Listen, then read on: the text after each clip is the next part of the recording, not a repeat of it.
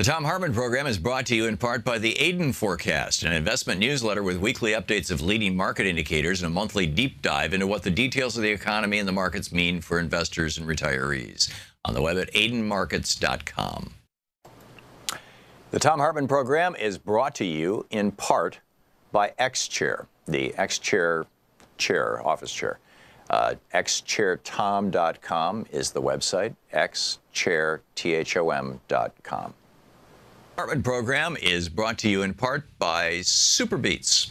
Super Beets are sourced from non-GMO beets, and they're packed with dietary nitrates, helping to produce nitric oxide for more energy, stamina, and support for healthy blood pressure levels naturally.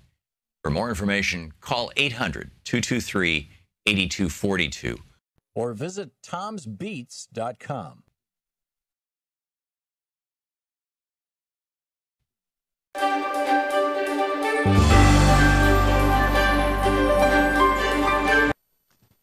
It's the Summer Free Speech TV Pledge Drive.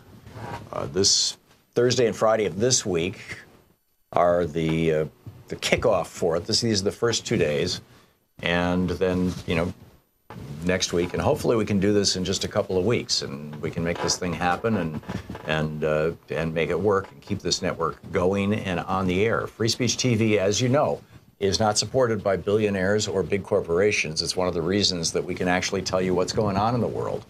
We can actually talk about net neutrality, because Comcast doesn't say to us, like apparently they say to MSNBC and NBC, whether they say it or not, it's implicit. Really rather you didn't discuss net neutrality, for example, or CNN and Time Warner and AT&T saying, well, let's have a news report about corporate consolidation. That's not happening. We can talk about that here because we're not owned by these giant corporations. The upside of that is that, we can have an honest conversation about the real issues facing America. The downside is that we don't have a, multi-billion-dollar corporation funding our operation. The entire television network of Free Speech TV runs on an annual budget of a little over $3 million a year. It's literally the little engine that could. The amazing work that they're doing. We're on Dish, we're on Direct. We just got on Sling TV for cord cutters. People who no longer use cable TV, they just watch TV over the internet, but they still want to see, cable networks and things. We are now on Sling, we're on Roku. We're all over the place. Right, Free Speech TV is. It's so easy to find us wherever you go. This is really amazing stuff that this small crew of dedicated and frankly underpaid, hardworking people at Free Speech TV have done. It's remarkable. So to start this off, here are the premiums that we're offering on the pledge drive this week. With a $30 gift, you get a magnet, a refrigerator magnet, kind of magnet. It's got the Free Speech TV logo, and it says, "Is it true, or did you hear that on Fox News?" There's a whole website, MediaMatters.org, that's dedicated to daily debunking Fox News, as are newshounds.us. Anyhow, that's with a $30 gift. With a $72 gift, you get the Free Speech TV water bottle. That's with $72.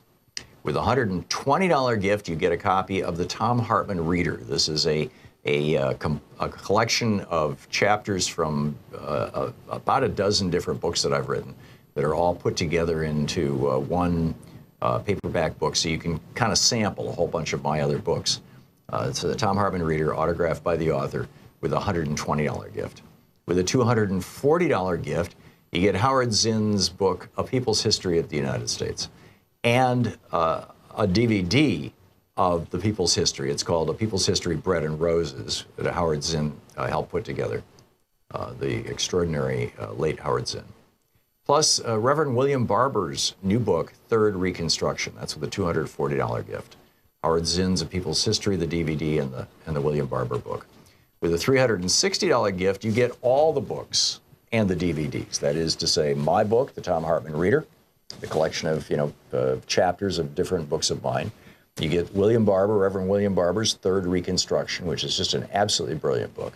You get Howard Zinn's A People's History of the United States, and you get the DVD by Howard Zinn, A People's History, Bread and Roses. So all of those things, all the books and DVDs. It's a combo with $360 gift, which, by the way, these larger gifts, $240, $360, $480, they can be done on a monthly basis over the course of a year, thus these particular unique numbers. So $240 a month is $20, or a year is $20 a month for a year. $360 is $30 a month for a year. $480 is $40 a month for a year. So if giving $360 to support Free Speech TV is tough, but giving $30 a month is doable, then please, jump on it, go for it. And that, by the way, helps support Free Speech TV over the long term. It gives them a more predictable income stream. So anyhow, that's the $360 gift. With a $480 gift, or $40 a month for a year, you get the everything kit, and that includes the is it true or did you hear that on Fox News, Free Speech TV magnet, the Free Speech TV water bottle, all the books, the book autographed by me, the Thom Hartmann Reader, Reverend William Barber's book, the Howard Zinn book, and the Howard Zinn DVD. And with a $1,000 gift, come to Portland and I'll take you to lunch. There's a real nice restaurant right down the street from us where we've been taking people lately. Looks out on the Columbia River. It's just beautiful, and it's a real nice time. We'll work that out. So that's with a $1,000 gift. Come to Portland, and we'll have a good time. So that's in summary. But the really important thing is helping keep this network on the air. I mean, this is a really big deal. That Free Speech TV is the only independent progressive network out there right now. It's the only one. And it's the only nonprofit that I think probably is ever going to be out there in any consequential way. And it has grown extraordinarily because of your help and support. So now's the time to kick in. Now's the time to step up. Please help out Free Speech TV. Keep this thing going. Call now, the number on your screen, and make your contribution to Free Speech TV. This is the Thom Hartmann Program. Good morning, everybody. This is the Thom Hartmann Program. I'm not Thom Hartmann, I'm Jefferson Smith. It is a pleasure to be with you again this morning. Tom right now is at a conference. We'll be talking about that this morning. But also want to talk to you because it is Anything Goes Friday. The first time I had the honor of joining you, we asked the question, what is the big lie? Goebbels and Hitler taught and explained and recommended that the lie be big enough and repeated enough, and if it was big enough and repeated enough, people would believe it. And we asked you, what was your impression of right now? What was the big lie? Not just the Sarah Huckabee Sanders explanation of the day, not just the Donald Trump fib of the week or the moment, but what are the big, persistent, everyday, over 40 years misconceptions and misstatements that are clouding our judgment and clouding our democracy? The next time I had the honor and privilege of joining you, we asked, what's the big why? Why are we doing this? I want to start out by saying thank you to Sean and Nate and Arthur, the people who put on this show, who helped make it possible, for me to sit in this chair for this morning. And to you who listen, because you listen, this is not just, I recognize that it's not just an entertainment exercise. This is something that is building a community where people are getting together to figure out how can democracy work. Will it continue to go forward? Is this merely the end of the American empire, or is there also a moment here to seize and re-seize the democratic experiment? And why do we spend this time? Why do we get together like this? And we took some marvelous comments from our listeners about what's the big why. Well, today is Anything Goes Friday. And what I want to ask you is, how should it go? How do you want it to go? What should be our big try? What's the big thing that we should aim for in our system of democracy, or the big things? There was just a primary. And California begat a really interesting set of lessons or set of questions. And they used the top two primary, which meant that in the scramble, in the run-up to this, there were people wondering, well, what if there are a district of 10 candidates with 3 Republicans and 7 Democrats, or 3 Democrats and 7 Republicans? And what if you ended up even in a district with a majority of one party with 2 candidates from the other party in the final round?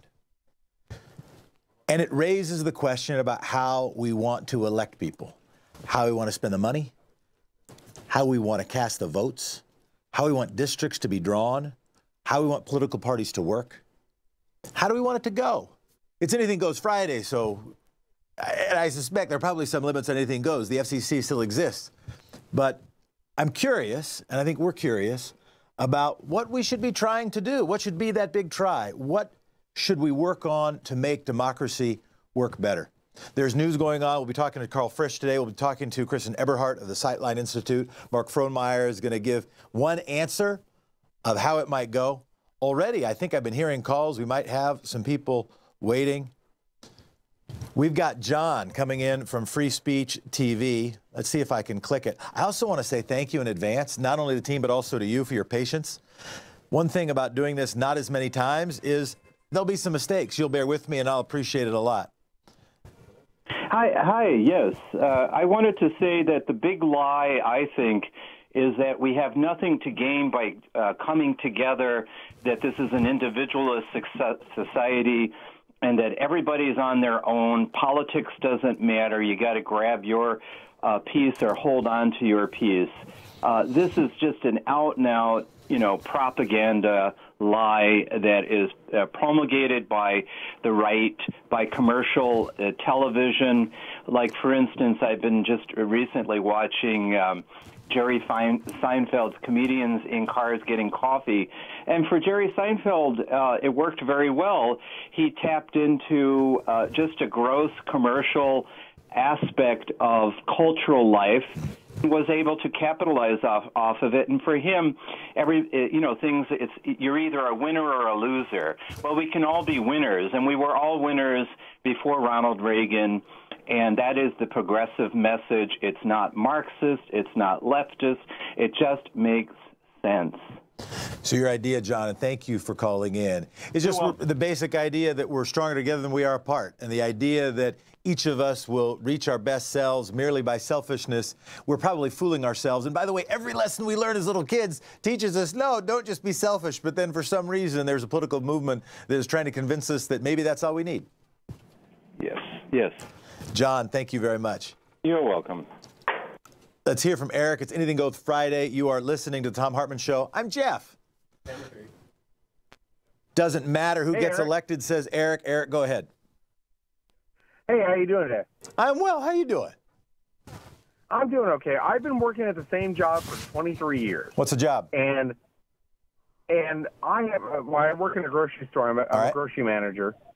And my life has not changed much over my career. It was pretty much the same under Clinton and then Bush and then Barack Obama, and nothing has really changed now. So just put that aside. It doesn't seem like the political figures don't have much to do with anything. What I want to say is it seems like it's the corporate, or not, I don't want to say corporate because that's such a bad word. It's the people that have money that seem to be in charge. It seems like, you have Amazon that's moving up and pushing things. You have Starbucks. I used to go down to coffee shops downtown in Sacramento here, that little mom and pop coffee shops that were fantastic. Once Starbucks got here, they all went out of business. And it seems like it's because of, the way capitalism is structured. The person with the most money is going to win, is going to have the influence, if you will, to shape society. And so, all this talk about, who's going to get elected and everything like that just seems like mental masturbation. Am I off base on this? Because it just seems like that's how I see it. Yeah, stay on the phone for a moment. I heard you say two different things, and I want to respond to one. My quick summary is the first thing I am going to partially disagree, and the second thing I'm going to largely agree. So the first thing I heard you say was that it doesn't really matter who gets elected because stuff in your life has stayed roughly the same. I was in a meeting yesterday, and I hear you. I was in a meeting yesterday, and we were talking about the state budget. I live in the state of Oregon, and we were looking at the impact that that's had on school days, on graduation rates in Oregon. And we've been looking at the structural budget deficits in my little state. and realizing the decisions that were made happened over about 20 years that have made it harder now for individual states and then individual counties, individual school districts to afford as many school days, and that is having an impact on graduation rates. And my comment I offered, I said the problem is that too many elected leaders and too many voters and too many donors and too many activists are gnats. And by that I do not mean they are small and impotent. By that I mean their lifespans are short. Their attention spans are meager. If they were born in the summer, they think the world has always been hot. If they are born in the winter, they think the world has always been cold. The challenge is, however, things do change. I would say that the temperature of the planet has grown in those 23 years, but more importantly, you've been working as a grocery store manager, and thank you for doing that work, but more importantly, over the last 100 years since industrialization. That the budget gap or I should say the wealth gap between rich and poor is the biggest now than it was since 100 years ago during the progressive era. That let me bear with me for a moment. That when I went to law school, the law school I went to cost, let me go back to the year I was born. The year I was born, a year at my law school cost the same as a flight across the Atlantic Ocean. They were both about $1,000. Now, a flight across the Atlantic Ocean, still about $1,000, but a year at my law school, $50,000 a year, give or take. That means lots of people can't go, or if they do go, it means that they owe their life to the company store. It means they have to take a job that will pay that back, and if they want to do public service work, it makes it harder. Now, it was hard for me to notice this. I didn't notice the tuition change very much while I was in law school. I didn't even notice it over a 10-year period. But I've noticed it when I look at the graph after the fact. But you said something else, so I don't agree when you say, well, it's just mental masturbation, I think was the term you used. None of this stuff matters. I think it matters a lot, but it's trench warfare. And by that, this is an analogy that was given me. Well, can I say go ahead, and then I'll need to respond. No, this is just my experience. I'm not saying I'm right. Oh, yeah. No, I get it, and I appreciate that humility. I want to come with as much humility, but you're onto something really important, which is, I think, the second thing you said, which is that thinking that the only thing that has to happen is we pay attention to who the president is. That the only thing that happens or that matters is a given election, and that what happens in between that doesn't matter that much. We got another thing coming. And beyond that, the only system we have is not merely the electoral system. Our economic system is also critical. And I think you're right that wealth decisions are maybe having more impact on day-to-day lives than governmental decisions, but governmental decisions impact all of those, including wealth decisions, over time. So anyway, that's my take, but I appreciate your perspective. And what I'd say in summary is keep at it, and none of us can be gnats. Right. Thank you very much, man. Thank you for talking to me. I appreciate it. I hope it was mildly useful. George, can you hear me? Yeah, we're two. Oh, we lost George. Michael, are you with us? Hey, Jeff, you got me? I got you, I think. Okay, I was fortunate enough to talk to you last time when you were on for Tom. And I remember the story you told us that you went to the best law firm. You were making $250 right off the bat. So you have changed your life. You've made it, and you are a good soul mentally. Not all the time. Okay, well, that's between you and whatever. But I wanted your opinion on there must be some good billionaires out there, right? There are certainly people who are better and people who are worse. Make your point quick before they're going to take us to commercial. Okay, my point is, Jeff, to just explain to us the difference between the Koch brothers, the Mercers, these evil billionaires, and the billionaires who have the same, power and status, but are good people. I will, and let's take that right after the break. We're going to go to commercial in just a moment. Michael from Free Speech TV, thank you so much. You're listening to Anything Goes Friday. This is the Thom Hartmann Program. I'm Jeff. Honored to be with you.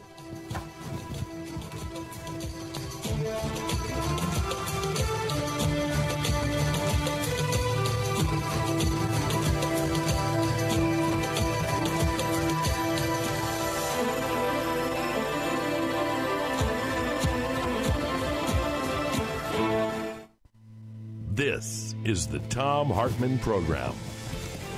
You're listening to the Thom Hartmann Program. I'm Jefferson Smith. We're going to be taking calls from Free Speech TV in just a moment. This is Anything Goes Friday.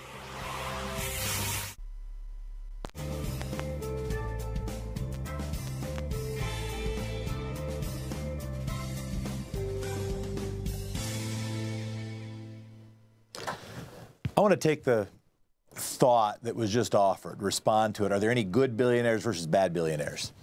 And forgive me that I can tend to give multi-part answers, in part because I think that even simple things have sometimes multiple parts. First of all, I don't want to stand in ultimate moral judgment of anything. All of us just do our best. I just do my best. But I do think the caller was onto something.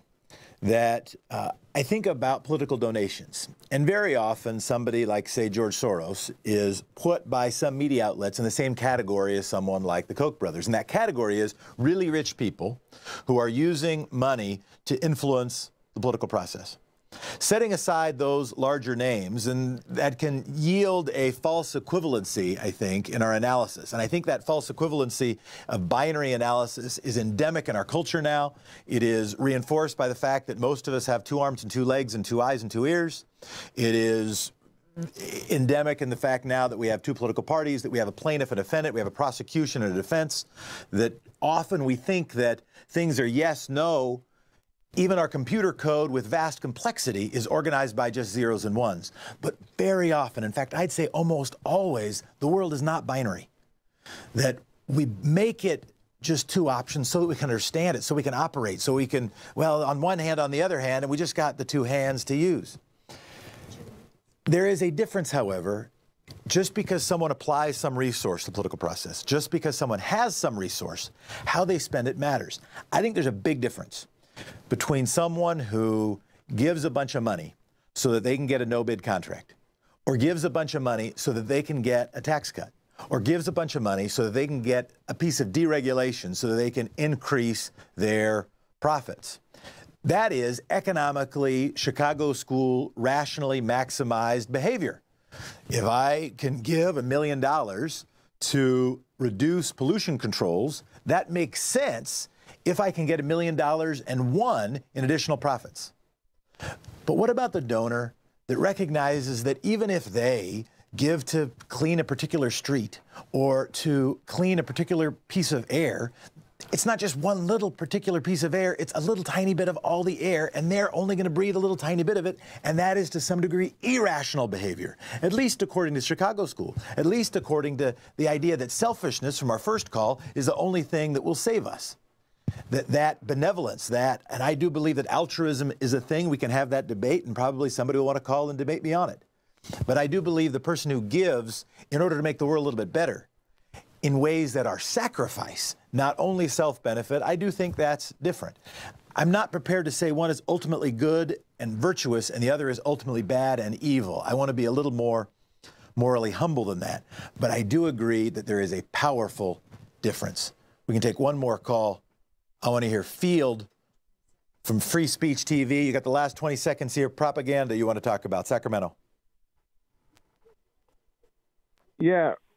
What I want to talk about is that the armed forces in our political system, which are meaning our political leaders, that have created either businesses or in business. We'll talk about it. You're listening to the Thom Hartmann Program. I'm Jefferson Smith. This is Anything Goes Friday. We're going to be back in a second.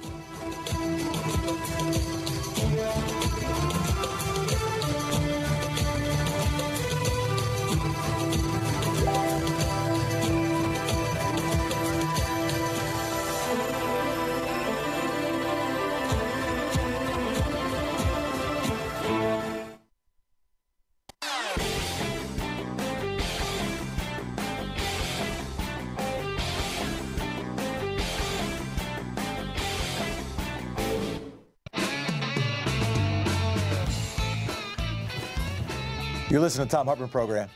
Some of you are watching it. And by the way, thanks for doing that. I'm Jefferson Smith, in for Tom.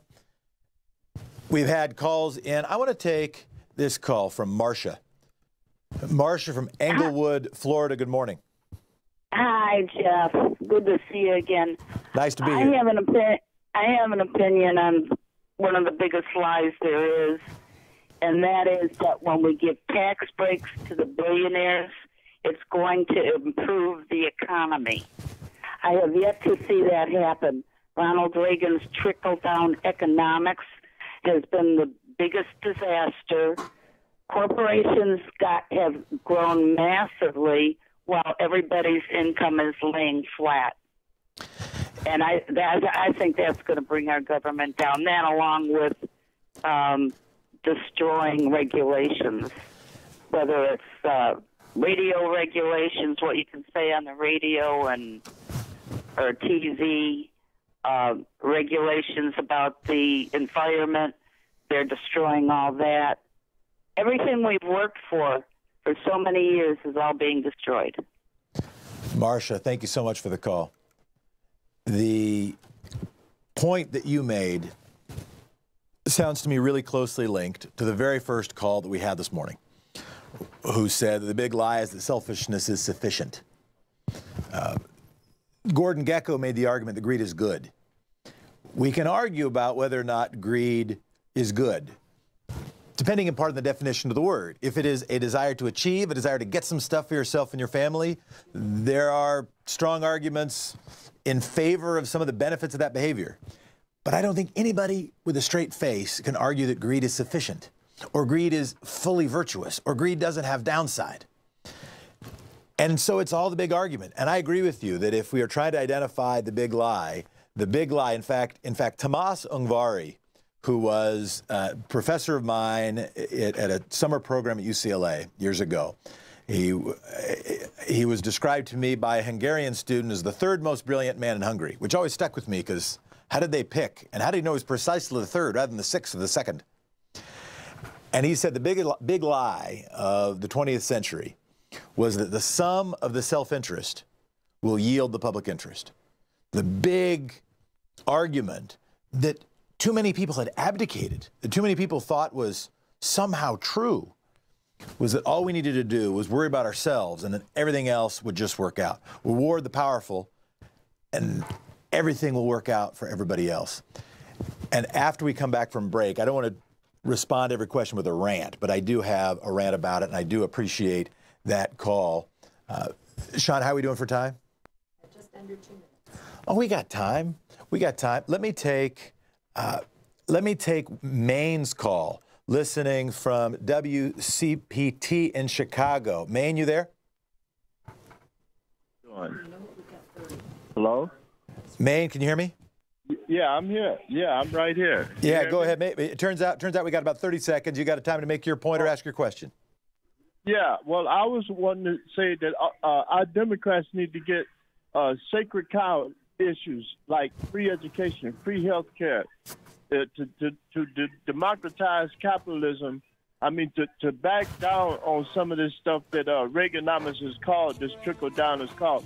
No longer go on trickle down. Say we're gonna go from the bottom and the middle up. Sacred cow issues that they run on. I mean, nationwide. This is how we, and then have this country where it's more people orientated instead of like capitalist orientated. Amen, Maine. Amen to the idea of some core issues to stand by that everything else is built around, including some primary programs. To the Thom Hartmann Program. Call 202-808-9925. You're listening to the Thom Hartmann Show. I'm Jefferson Smith. It's Friday, which means it's Anything Goes Friday. We're not asking just about the big lie or the big why, but also the big try. Give us a call.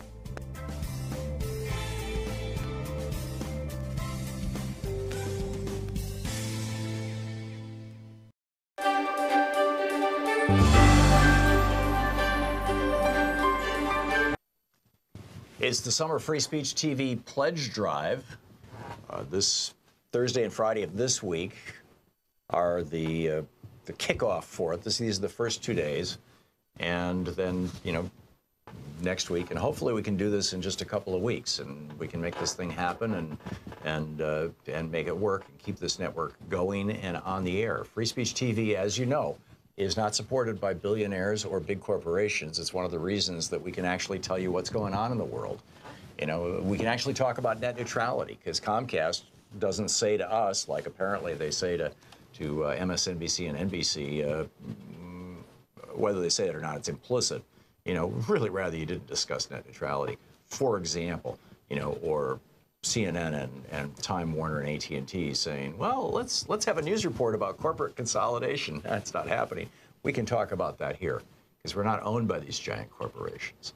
The upside of that is that, you know, we can have an honest conversation about the real issues facing America. The downside is that we don't have a, you know, multi-billion-dollar corporation funding our operation. The entire television network of Free Speech TV runs on an annual budget of a little over $3 million a year. It's literally the little engine that could. The amazing work that they're doing. We're on Dish, we're on Direct. We just got on Sling TV for cord cutters. You know, people who no longer use cable TV, they just watch TV over the internet, but they still want to see, you know, cable networks and things. We are now on Sling, we're on Roku. We're all over the place, right? Free Speech TV is. It's so easy to find us wherever you go. This is really amazing stuff that this small crew of dedicated and frankly underpaid, you know, hardworking people at Free Speech TV have done. It's remarkable.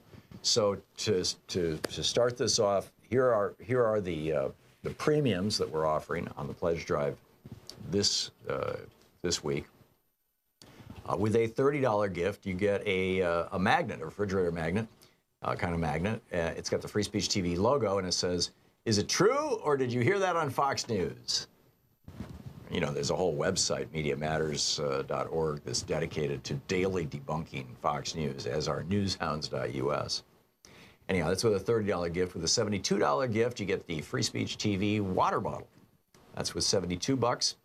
With a $120 gift, you get a copy of the Thom Hartmann Reader. This is a collection of chapters from about a dozen different books that I've written that are all put together into one paperback book, so you can kind of sample a whole bunch of my other books. It's the Thom Hartmann Reader, autographed by the author, with a $120 gift. With a $240 gift, you get Howard Zinn's book, A People's History of the United States, and a DVD of the People's History. It's called A People's History, Bread and Roses, that Howard Zinn helped put together, the extraordinary late Howard Zinn. Plus, Reverend William Barber's new book, Third Reconstruction. That's with a $240 gift. Howard Zinn's A People's History, the DVD, and the William Barber book. With a $360 gift, you get all the books and the DVDs. That is to say, my book, the Thom Hartmann Reader, the collection of, you know, chapters of different books of mine. You get William Barber, Reverend William Barber's Third Reconstruction, which is just an absolutely brilliant book. You get Howard Zinn's A People's History of the United States, and you get the DVD by Howard Zinn, A People's History, Bread and Roses. So all of those things, all the books and DVDs, it's a combo with $360 gift, which, by the way, these larger gifts, $240, $360, $480, they can be done on a monthly basis over the course of a year, thus these particular unique numbers. So $240 a month is $20, or a year is $20 a month for a year. $360 is $30 a month for a year. $480 is $40 a month for a year. So if giving $360 to support Free Speech TV is tough, but giving $30 a month is doable, then please, you know, jump on it, go for it. And that, by the way, helps support Free Speech TV over the long term. It gives them a more predictable income stream. So anyhow, that's the $360 gift. With a $480 gift, or $40 a month for a year, you get the Everything Kit, and that includes the Is It True or Did You Hear That on Fox News Free Speech TV magnet, the Free Speech TV water bottle, all the books, the book autographed by me, the Thom Hartmann Reader, Reverend William Barber's book, the Howard Zinn book, and the Howard Zinn DVD. And with a $1,000 gift, come to Portland and I'll take you to lunch. There's a real nice restaurant right down the street from us where we've been taking people lately. Looks out on the Columbia River. It's just beautiful, and it's a real nice time. You know, we'll work that out. So that's with a $1,000 gift. Come to Portland, and we'll have a good time. So that's in summary. But the really important thing is helping keep this network on the air. I mean, this is a really big deal. That, you know, Free Speech TV is the only independent progressive network out there right now. It's the only one, and it's the only nonprofit that I think probably is ever going to be out there in any consequential way. And it has grown extraordinarily because of your help and support.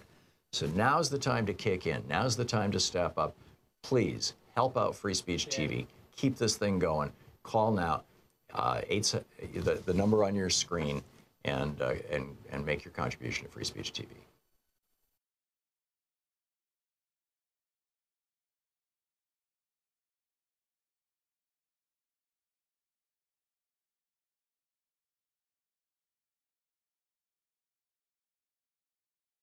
Everybody, you're listening to the Thom Hartmann Program.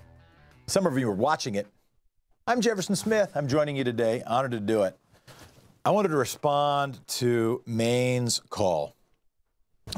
And there needed to be big program and big idea and core issues and core argument.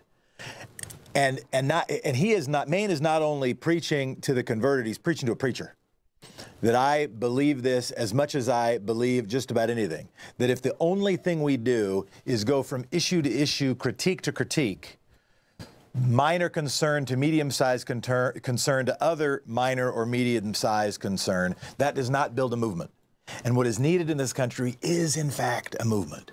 Is a reestablishment of a movement that we're in this together, that we are stronger together than we are apart, that democracy and not only property matter, and we need big core ideas to do that. Now, today's Anything Goes Friday, and one of my opening questions was, how do you want it to go? How should this democracy work? If you could make a change to how we elect people, how we pay for campaigns, how districts are drawn, how many of which thing are voted for by how and by whom, what would you change? How would you change our system of democracy to have a better system of democracy, or at least have something more akin to a democratic republic? What do you think? I want to take one call right now on this subject. It's Dave Frohnmeyer, it's Mark Frohnmeyer. I also knew his dad. He's calling from Oregon. Mark, are you with us?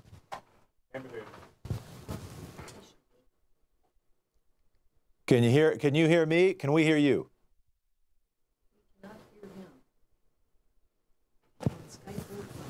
I can see you. I know by the screen that you own a face. This part, and I know that you have glasses and that you can form words, but I can't hear anything that you say.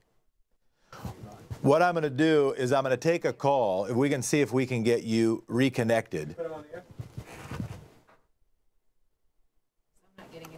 Testing, Jeff. Mark, can you hear us? I can hear you. Can you hear me? Hey, there you are. Good to see you. All right. All right. Likewise. So the question I asked. Loved the question. I heard the question. All right. But ask it again, by all means. So the question I asked was, if today is Anything Goes Friday, how do people want it to go? And by that I mean, if we want our democracy to work, how can it work better? I know that you have either a grand idea or a hobby horse, depending on one's perspective. Why don't you pitch it? Right. Democracy is my hobby. So in the word, look at the word itself, democracy. Demos, people, kratia have the power. Embedded in that whole idea is that we share this political power equally. It's like the bedrock principle of democratic theory is this principle of one person, one vote. The people should be in charge. The people should be in charge, and that not only that, but like your vote and my vote should count the same. They should carry the same weight. And I think what I've done ever since I was a kid, and obviously Dad was a politician, and let me pause there. For people who don't know, your dad was Attorney General of the state of Oregon and was head of University of Oregon, and by the way, was a Republican. I don't believe you are currently a Republican. Please continue. No, I'm super liberal Democrat mom and moderate Republican dad equals independent son. What I saw really for the first time when I was 16 years old was the spoiler effect up close and personal. And then, of course, it happened again on the national stage in 2000.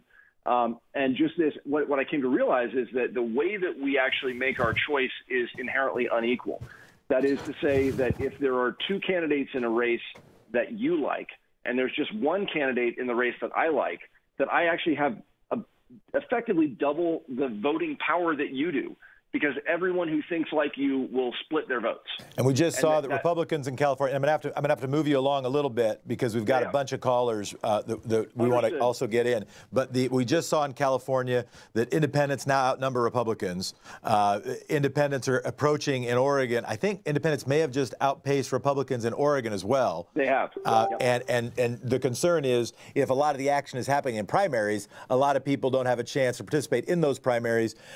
It's an ongoing ongoing debate. It got more heated when Ralph Nader was running for president and when George W. Bush was elected. I want people to have a chance to hear, though, your idea. Yeah, so the core idea is we have a Byzantine election process that doesn't do a very good job of representing what the people actually want. So what's a system that would? And we're proposing a new system called star voting. Star is score, then automatic runoff. And it's super simple. You vote, instead of being limited to one choice, you can give a score from 0, no support, 5, full support, to any and all candidates on the ballot that you want. The 2 highest scoring candidates are the finalists, and then your vote, your full vote, is automatically assigned to whichever of those 2 finalists you gave a higher score. And what that ends up doing is it sort of compresses what is now a multi-election process into one very expressive, very difficult to game choice that at its root always means that you can be totally honest about who you really support in the race. An honest vote in Star is a strong vote. And it's also, it's a very simple system to count. So so if somebody is a good. So just to paraphrase what I think I heard you say, if everybody were running at once, let's say somebody's first choice were Jill Stein, their second choice were Bernie Sanders, their third choice were Hillary Clinton, they wouldn't be faced with the same challenge they're faced with now. Well, do I vote for the person I like best, or do I vote for the person I think has the best chance to win, who I could handle? Right. But they could vote in that order. They could give 5 stars to Jill Stein, 4 stars to Bernie Sanders, 3 stars to Hillary Clinton, and if Bernie Sanders got the most stars, he'd win. But if he didn't get the most stars, you wouldn't have thrown away your vote because you still gave some stars to Hillary Clinton. Yes. Is that about right? It ends the wasted vote phenomenon entirely. And you may feel like, hey, you could go 5-5-4, you could go 5-4-4, you could give 5-4-1. What the notion is that you can express not just your preference order, but actually how much you support each candidate. And then that whole the process of it ends up doing a very good job of representing the overall will of the electorate. So that one, we can kind of collapse what is a very long and expensive campaign process into just one election, but also, to your point, of having to choose between the candidate you really like and the one that you think can win. Understood. Because usually the one you think can win is the one that has raised the most money, sort of is most in that game. How would this have impacted, and this is probably maybe the last question I'll have a chance to ask, how would something like this have impacted the California election we just saw this week, when there was concern that with a top 2 primary, with a jungle primary, you'd end up having some odd results of 2 candidates from one party being the only 2 that remained? It turned out to not play out that way that much, but it looked kind of close in a few places. What you saw, though, was you saw active manipulation on the part of party insiders to try and get people to pull off, for very good reasons, try and pull out of the race so that there wouldn't be that vote splitting effect. And it's that kind of manipulation that is super toxic in the democracies that we have now. It's just sort of it's a part of the game. It's how it has to be played with the rules today. But in Star, you just wouldn't have to. You don't have vote splitting. You can support all the candidates you want. So it actually encourages participation rather than discourages it. And I guess, Jeff, last point, starvoting.us. There's an active campaign to make this a local win in both Multnomah and Lane counties in Oregon.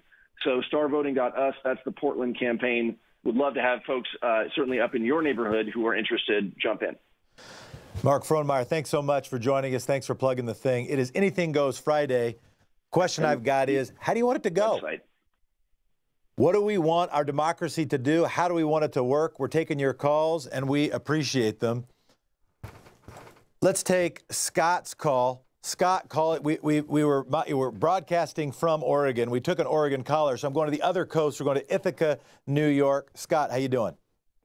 Very good. We're the big liberals in Ithaca, of course. Go ahead. You wanted to make a point about candidates for public office and public media. Yeah, and I guess I get attacked once in a while when you maybe even calling in with stuff like this. But in my particular situation, getting on the ballot, like even before your last caller, the guest, getting on the ballot is the first hurdle. And when the party is against somebody from challenging an incumbent, they go all out to not help you. And so I missed out on the signatures, so I don't even get to be on the ballot in the primary. I would have been the only Democratic challenger in the U.S. Senate race. So now I'm doing a write-in campaign, and that hasn't been successful since, I think it was Murkowski in Alaska 10 years ago was the last person who was successful. So you were trying to in New York, can you file by paying a fee, or is the only way to file by gathering the signatures? You have to get 15,000 minimum statewide signatures and 100 in, like one more than a majority of the congressional districts. And, but you have to get pretty much 25,000 signatures. And unless you have an army of people working for you, which I wanted to tap into the Bernie people, and they have put all their eggs in the basket with other races and also Cynthia Nixon. And I just don't. I mean, with King Cuomo, I don't think she's going to win. I don't think she's going to win the primary, and they put all their eggs in that basket. But I think when you're going back to your question about what you would do to change, yeah, I think there's three main things. Is term limits. I'm a term limit person. I only want to serve 1 6-year term, and turn it over to somebody else who's qualified to for this job. And getting on the ballot, I think the media needs to give people like me a break and cover them, and so people know who you are and what you're all about. And when people, there was somebody who just emailed me or Facebook messaged me last night from Canada, and she wanted to absentee ballot for me for the primary, and I had to say, guess what? I didn't make the primary, but you could still write me in. I don't. Setting aside your, or at least. At very most, using your experience as an example, what's the sort of broader point for access to the ballot that you most want to leave people with? I think the tiered system that you talked about is good, but getting on the ballot in the first place is going to, I think it really does go back to the media coverage. It goes back to, you need to know who possible candidates are so that you can make an intelligent choice to choose who you're going to vote. And I think the voting system needs to be more open to that. Got it. And you can't write in somebody in a primary too. That's one also obstacle. Got it. So if people wanted to write me in, they can't do that. But I want to bring up one. We got to do 1 point per caller because we got a lot of the calls are coming in, man. They're coming in. People are on fire. They got to have their voice heard. Appreciate your call and want to reply to it though, at least in this way, that I do have a question about whether. The more important thing is the ability to get on the ballot, which I think is important, or the ability to get the message out, and not only through the ability to raise and spend a ton of dough. And I have some understanding, at least, of the expense and of the challenge of the New York media market. It's, I think, the most expensive media market in the country. Second most, I think, is Southern California. Somebody can correct me on that. So the barriers to democracy, I mean, Cynthia Nixon started getting some traction because she had a famous TV show and because she was respected in a lot of activist circles. Had she only had one of those things, it would have been hard. Had she only been respected in activist circles, it would have been challenging. Let's jump to, from New Boston, Steve. Want to talk about border wall? Anything goes Friday? Yeah, hi, Jefferson. Thank you for taking my call. It is about the U.S.-Mexican border wall. I did a little research and found out that it's about 2,000 miles long. Yep. And then I looked up, what is it going to be made out of? And the current postings are saying concrete, but they also mention that other materials are also being considered too. So I have a question. Other than concrete, what is also a plausible material that can be used to build the wall? Flim flam. It's just going to be made out of flim flam. That's all they need. Flim flam. Seriously, what can it be made out of?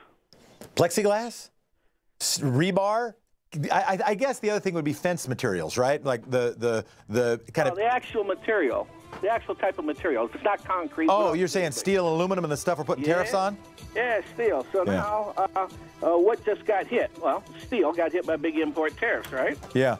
This may be a new barrier to the wall. It might not be the biggest one, but Steve, I appreciate your point very much. We're going to be right back.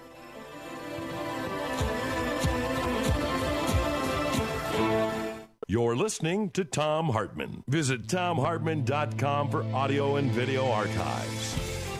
You're listening to the Thom Hartmann Show. I'm Jefferson Smith. It's been a lot of fun being with you. There's important stuff to talk about. We'll hear from you.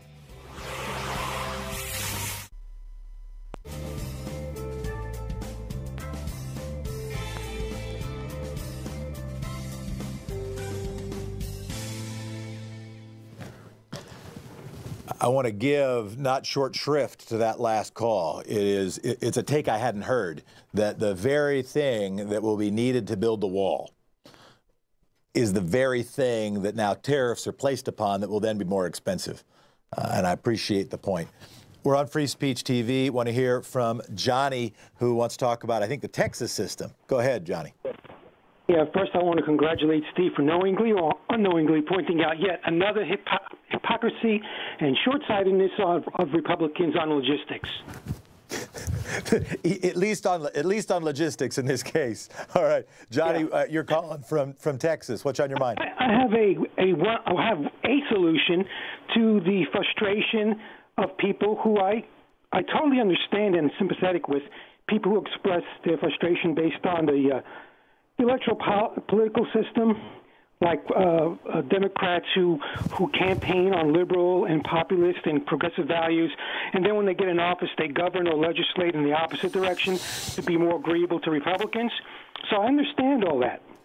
But considering the truly dangerous and political economic landscape we're in, it's kind of counterproductive at this point for our people to be engaging in negative imagery with snarky comments like mental masturbation. So here's my solution. League of Women's Voters. I visited the League of Women's Voters website a few days before the March primary here in the Lone Star State. And they have an excellent website. They have a list of all the candidates along with their positions. They're allowed to leave several paragraphs of comments that reveal their thinking. And also some candidates don't file with the League of Women Voters. So you're able to gauge based on their seriousness and their commitment. So I voted for Lupe Valdez, and now she's going to go up against our current so-called governor in the wheelchair, Mr. Abbott, in November. And I would urge my fellow Texans to contribute towards her campaign and to vote for her, and also for every other American across the United States to visit the League of Women Voters, because if you want to be inspired, that's one place to go alongside TYT.com and freespeechtv.org. Johnny, thank you for your call. So what I hear you saying is that if you were going to do something to change our system of election, one thing you just do is encourage people to access information that exists and encourage the information that is out there to be accessed. Right. They're not limited to Democrats in the mainstream pro-corporate world. They can vote for Justice Democratic candidates, and you can find them at TYT.com. And I know Tom also talks about them from time to time. So we're all in the same boat, so to speak. Johnny, thanks so much for your call.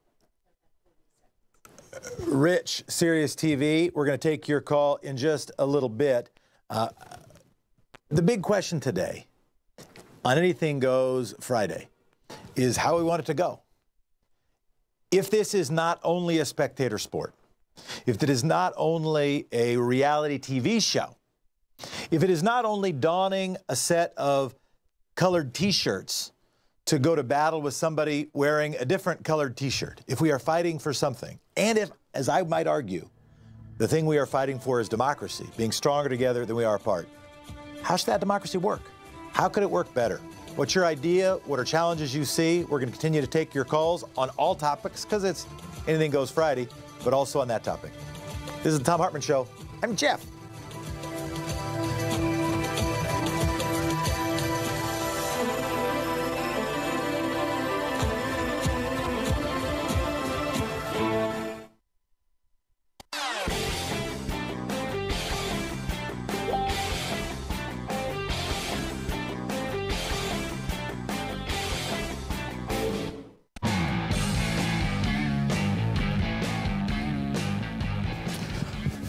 Rich, calling from, is it Cedro Woolley, Washington? Did I pronounce that correctly? Here. Rich, you there? Rich is clicked, but I'm not hearing Rich. We'll go to Rick from California. Rick, can you hear me? Yeah, I can hear you. All right. Rick, you got a big lie. Yeah, actually, it's twofold. The first part of it is that in this, supposed two-party system of ours, that the Republicans are the party of fiscal responsibility and family values. I think we've somewhat proven that that is just not the case. But the other part of that is also in this system that this democratic system of ours works, but it has unfortunately become more adversarial between these two main parties, and nothing ever gets done.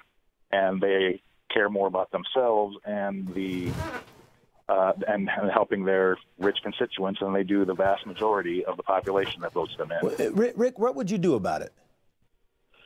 Well, and I think that is your big question. I don't know that I have a lot of answers to that. I think that when you're looking on moral grounds as to things that we really need as a society to be successful, that the people who are there have become so adversarial that they are never willing to work together on anything that is clearly morally what is necessary for everybody. Yeah.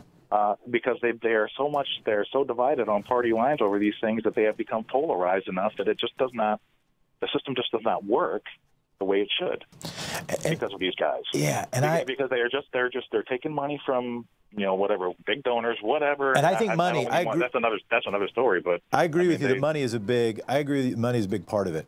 Here's another part, and I will say I grew up. I mean, my parents were active Big D Democrats. Okay, not right.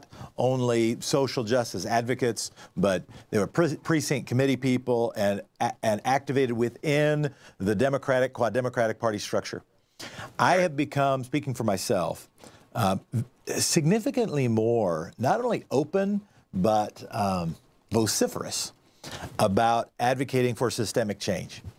Right. Even more willing to consider changes to our party structure. And here is one reason. It's geographic and historic that in the days of bipartisanship, and I think those days can be overrated, but when people say, well, it used to be you had a lot more bipartisan agreement on certain issues, there are a few things going on. One big one was you had truly liberal Republicans. I don't just mean moderate Republicans. I mean, I was knocking down a wall in my home, actually in my foster brother's home, excuse me. And we found an old, it was before 1915, voters pamphlet. And it was a Republican primary voters pamphlet. And a candidate described himself as the liberal progressive candidate. So when you had liberal Republicans and you had conservative and racist Democrats, and then you also had liberal Democrats and conservative Republicans, you could find odd bedfellow coalitions. Now, with the great realignment, there is much less opportunity to find those odd bedfellow coalitions, to be able to find more than 50% plus one almost ever. So it's one of the reasons I think we have to consider real systemic change. And I appreciate your point, and I also agree with you that money is a big part of it. You're listening to the Thom Hartmann Program. I'm Jefferson Smith. Tom is away today. I'm so grateful to you. Y'all were so nice to me the last time I came. I appreciate the kindness again today, and thank you to the staff. We're going to be back in just a second.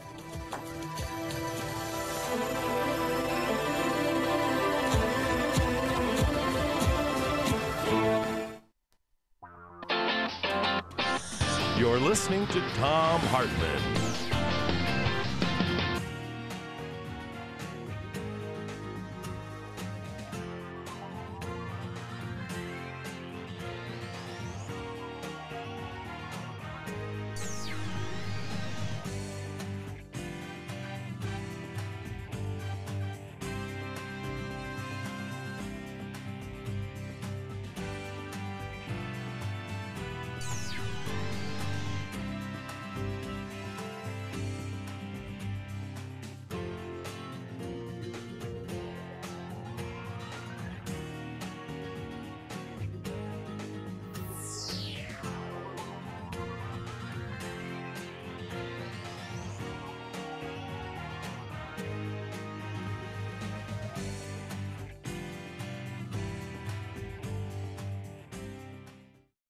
The Thom Hartmann Program is brought to you in part by the Aiden Forecast, an investment newsletter with weekly updates of leading market indicators and a monthly deep dive into what the details of the economy and the markets mean for investors and retirees.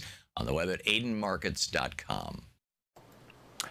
The Thom Hartmann Program is brought to you in part by X-Chair. the ex-chair, office chair. Xchairtom.com is the website, xchairtom.com. Hartmann Program is brought to you in part by Super Beets. Super Beets are sourced from non-GMO beets, and they're packed with dietary nitrates, helping to produce nitric oxide for more energy, stamina, and support for healthy blood pressure levels naturally. For more information, call 800-223-8242 or visit tomsbeets.com.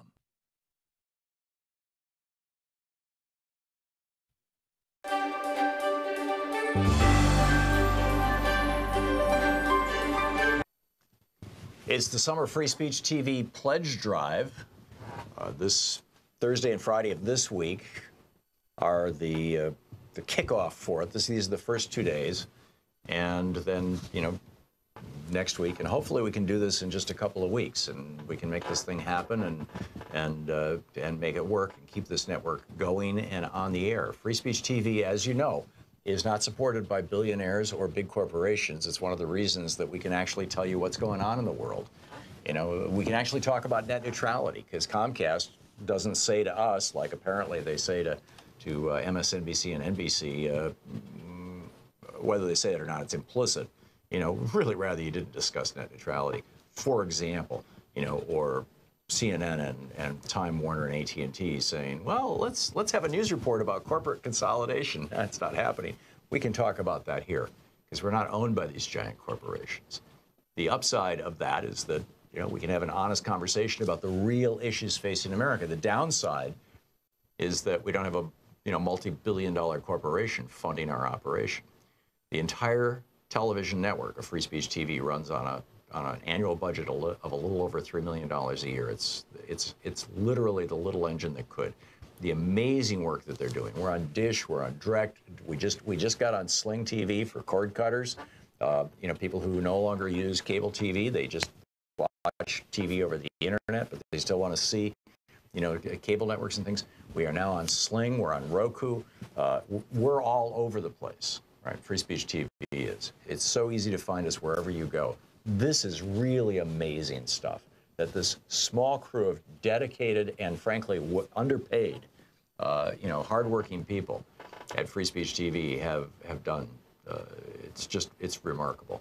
So to start this off, here are the premiums that we're offering on the pledge drive this week. With a $30 gift, you get a magnet, a refrigerator magnet, kind of magnet. It's got the Free Speech TV logo, and it says, "Is it true, or did you hear that on Fox News?" There's a whole website, MediaMatters.org, that's dedicated to daily debunking Fox News, as are newshounds.us. Anyhow, that's with a $30 gift. With a $72 gift, you get the Free Speech TV water bottle. That's with $72.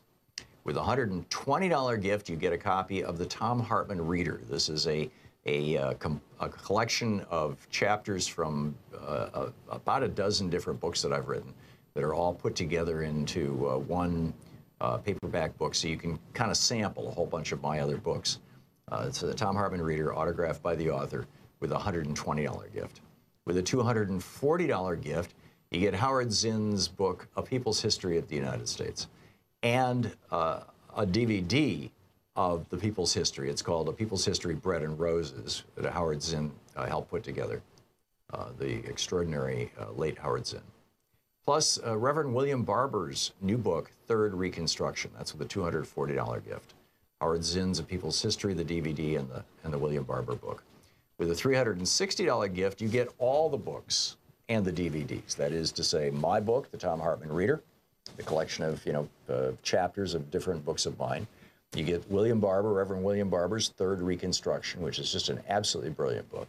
You get Howard Zinn's A People's History of the United States, and you get the DVD by Howard Zinn, A People's History, Bread and Roses. So all of those things, all the books and DVDs, it's a combo with $360 gift, which, by the way, these larger gifts, $240, $360, $480, they can be done on a monthly basis over the course of a year, thus these particular unique numbers. So $240 a month is $20 a month for a year. $360 is $30 a month for a year. $480 is $40 a month for a year. So if giving $360 to support free speech TV is tough, but giving $30 a month is doable, then please, jump on it, go for it. And that, by the way, helps support free speech TV over the long term. It gives them a more predictable income stream. So anyhow, that's the $360 gift.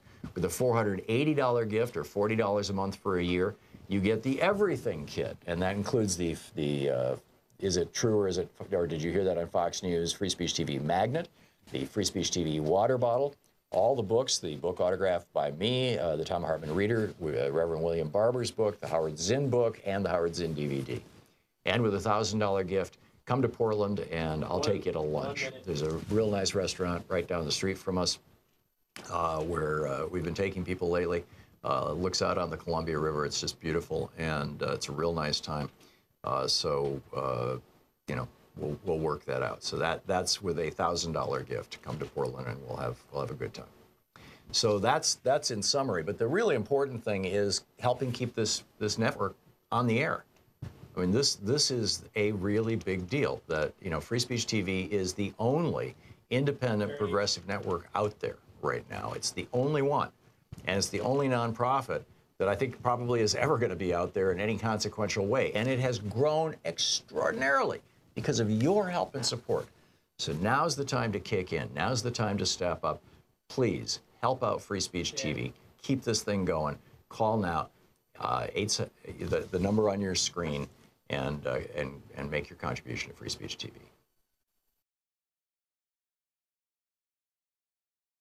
Escape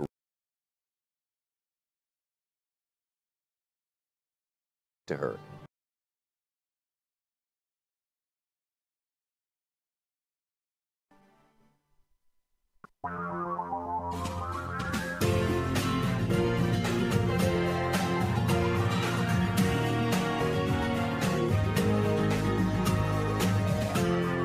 This is the Thom Hartmann Program.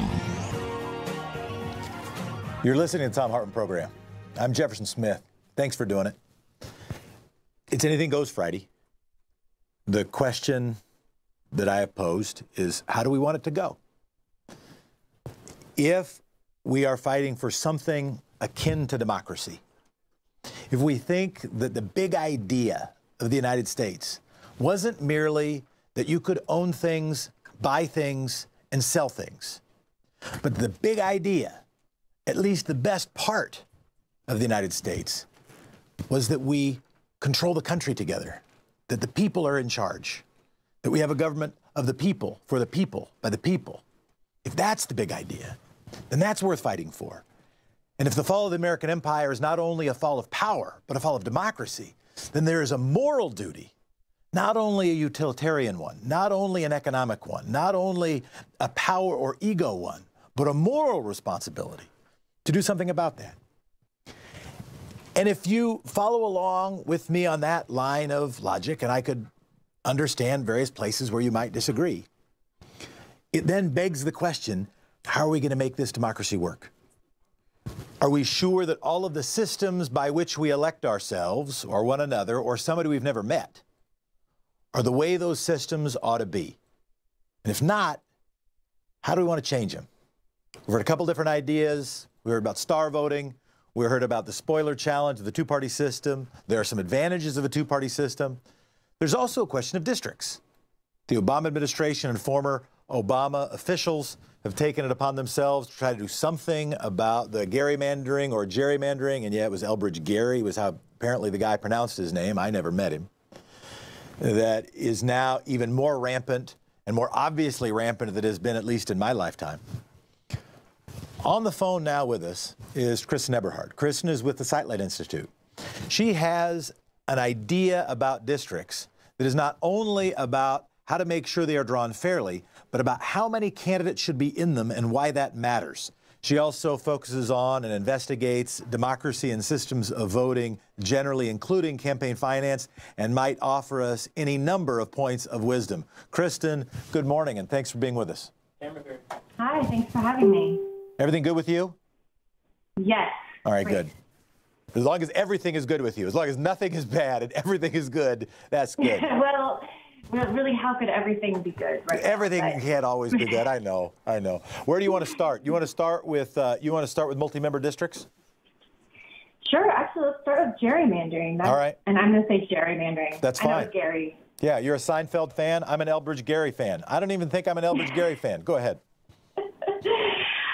So a lot of people think that what gives gerrymandering its power is politicians drawing the line. But I think what really gives gerrymandering its power is just the fact that you're only electing one person from that district, which means that up to half of the votes don't really matter.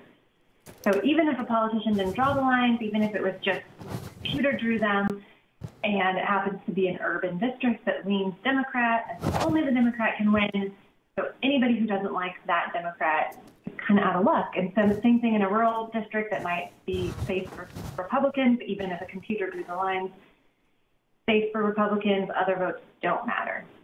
And that's really the power of gerrymandering. It takes away the power of the voters and just gives it to whichever party happens to be safe in that particular district. And if I can pause there, can I pause there for just a moment? Have you read The Big Sort?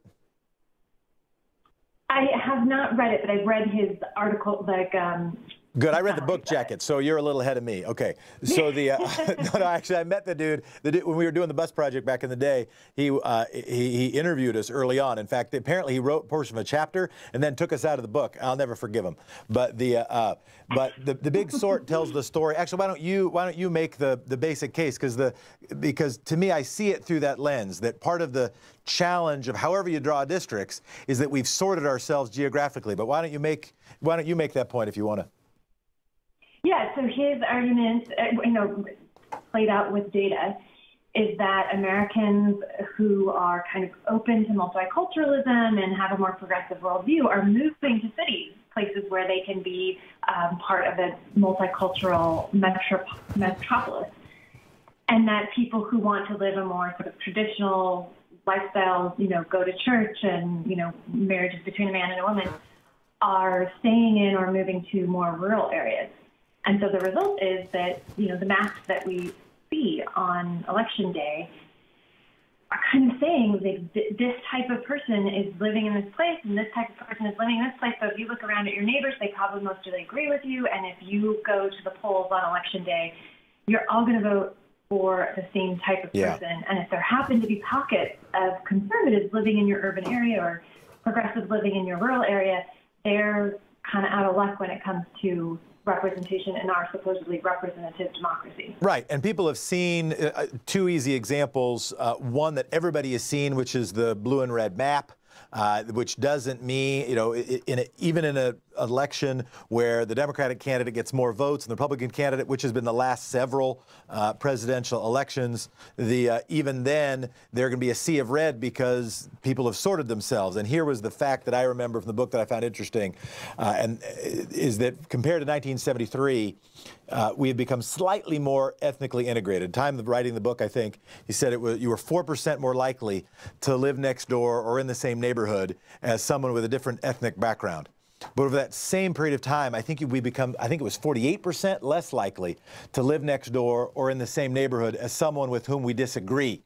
So we have sorted ourselves along ideological and racial to some degree and religious to some degree lines, but particularly ideological lines. So Kristen, what do you want to do about that? What I want to do is have multi-winner districts, which is what most developed countries do. It is only the UK and her former colonies that still do it the way we do with single winner districts. And even New Zealand, which is a former colony, realized in the 1990s this was not working well. They were, votes were not counting. The legislature was not representing all of the voters. And they switched to the sort of 21st century model of having multi-winner districts where you draw a bigger district and you have more than one representative coming from that district, which means that more votes within that district are going to count. It also has this interesting effect where right now, because we're so sorted and things are so polarized in the United States, it's very hard to work across the aisles because the Democrats all are not just have a similar ideology, but they all come from a similar place. They're all coming from the urban areas, and the Republicans, for the most part, are coming from more rural areas. So they just have nothing in common. Whereas with a multi-member district, and we know this not just internationally, but Illinois actually used this model for 100 years. And what they found was that you would have a conservative and a progressive and maybe kind of a centrist all from the same district. So when they got to the legislature, they had the same constituents. And so they were interested in working together on things that worked for their constituents. So there were a lot more cross-aisle talk and bringing up of interesting ideas and more kind of like independent candidates who are not just towing the party line. All right. So let me first build up and then push back. All right. So the build up, as I understand it, and make sure that I understand. So instead of, let's say, the state of Washington or the state of New York, the state of, I almost said the state of Chicago, state of Illinois, imagine it had a certain number of legislative districts. Let's say it had 50 legislative districts for the state house, and each elected, one member to send them to the state house. You're saying instead you'd have what, 10, and each district would elect 5, or so how would it work? And then I would vote for my favorite, and the top 3 vote getters or the top 5 vote getters in that district would all go on to the state house. Is that what you're talking about? Yes. Okay, this is a crazy idea, Chris Nebardt. It's absolutely crazy. It's anything goes Friday, so it's okay that it's crazy, but it's crazy. Okay, so now, why do you love this idea so much? We got like a minute and a half, and then, but make your case one more time. Okay, so it gets better representation for across the ideological spectrum for women, for people of color. It means that more votes actually count. So in the way that we vote now, up to half of the votes or more if you don't have a top 2 primaries, like most races in Oregon and Washington do, but some states have, top 3 or top 4, and then more than half the votes can not go to elect somebody who you actually wanted to represent you. So voters are going to the polls, but they have nothing to show for it. We're under our current system. Whereas under this system, almost everybody who goes to the polls will have a representative in the state capitol who represents them, who they voted for, who shares their views, and who is there working hard for them. So and we just got a few more seconds. And so the advantage would be that you would have fewer people who sort of felt just left out, and that might make them engage further, and it also might help us re-engage with our neighbors a little bit better. You'd have a little more cross-partisanship, which could be good. Here is my counter. Here is my challenge.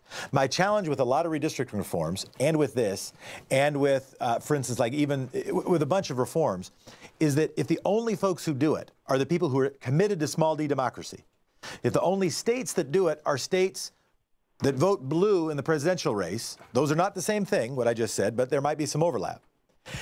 If the only states who do it are those who are interested in kind of fluffy-hearted liberals who want to share power, meanwhile, there are a bunch of people whose purpose is to wield power, to hold on to it, not necessarily defined by political party necessarily, I worry that it will only be a power giveaway. Again, imagine 2 teams. One team who believes its role in the world is to build power and maintain it.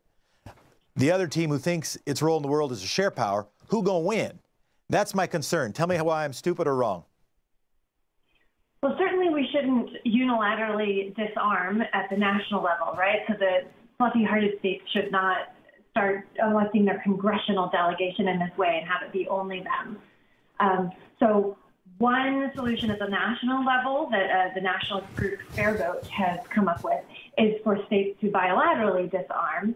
So you have a state that is now kind of gerrymandered red and a state that's gerrymandered blue with the same number of congressional representatives, and they sign a thing saying, like, it's you go, I'll go. Oregon and Idaho do it together.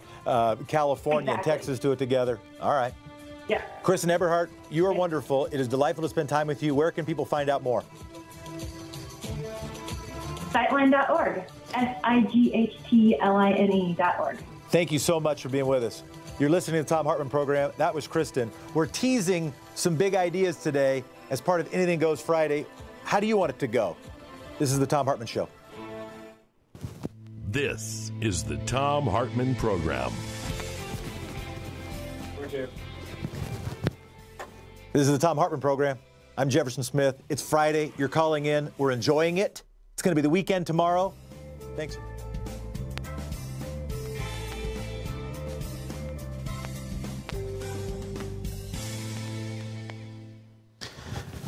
I wanted to continue a little bit on the Kristen conversation and why I think it's interesting.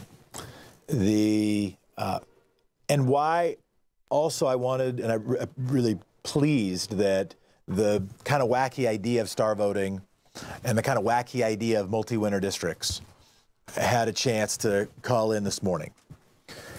I'll offer two reasons why I appreciate it. One is because, by the way, the idea that people got to elect their king, that was a weird idea too. The idea that power wasn't only based on who had a hereditary line to someone who back in the day had a big army, revolting against that idea was a really weird idea also. I think democracy is at risk.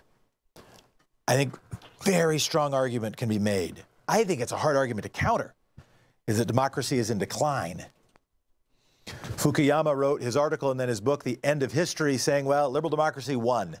With the fall of the Soviet Union, now it looks like Marx wasn't right that it was going to end up in communism, but it does look like the ultimate form of the Hegelian dialectic is, in fact, liberal democracy.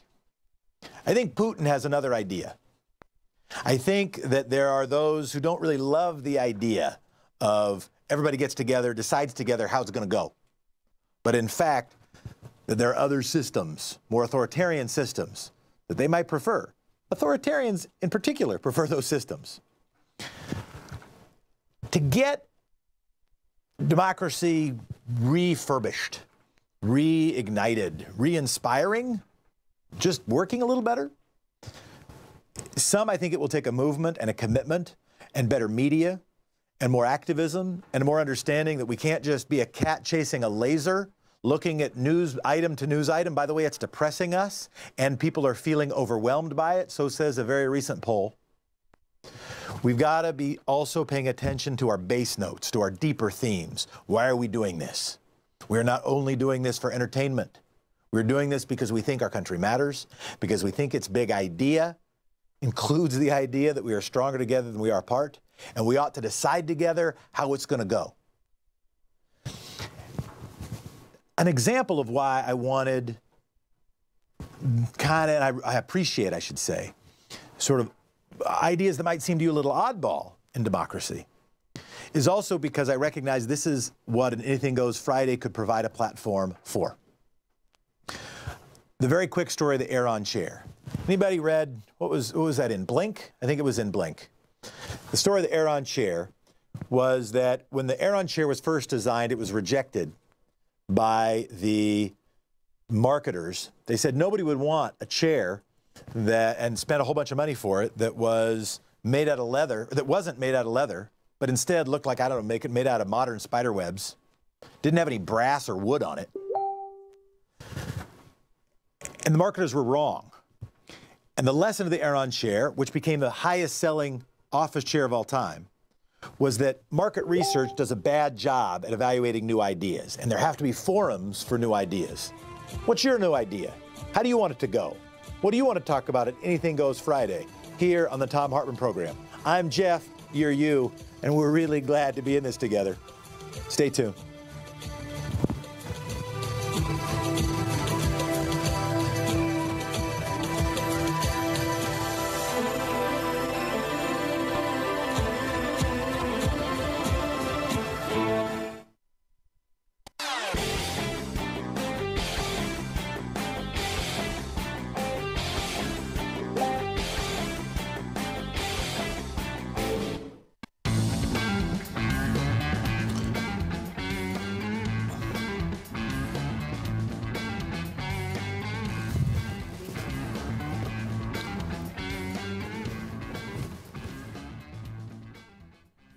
You listen to the Thom Hartmann Program? I'm going to say it a little more slowly. The Thom Hartmann Program. I'm Jefferson Smith. Donald has been waiting on WCPT for a long time, wanting to talk about Social Security cuts. Donald, your turn. Yes, hi. How you doing, Jeff? I'm well. You know, normally I try to listen to it with a grain of salt, but this was on Channel 2, CBS. Yeah. It's cable channel. It's nationwide.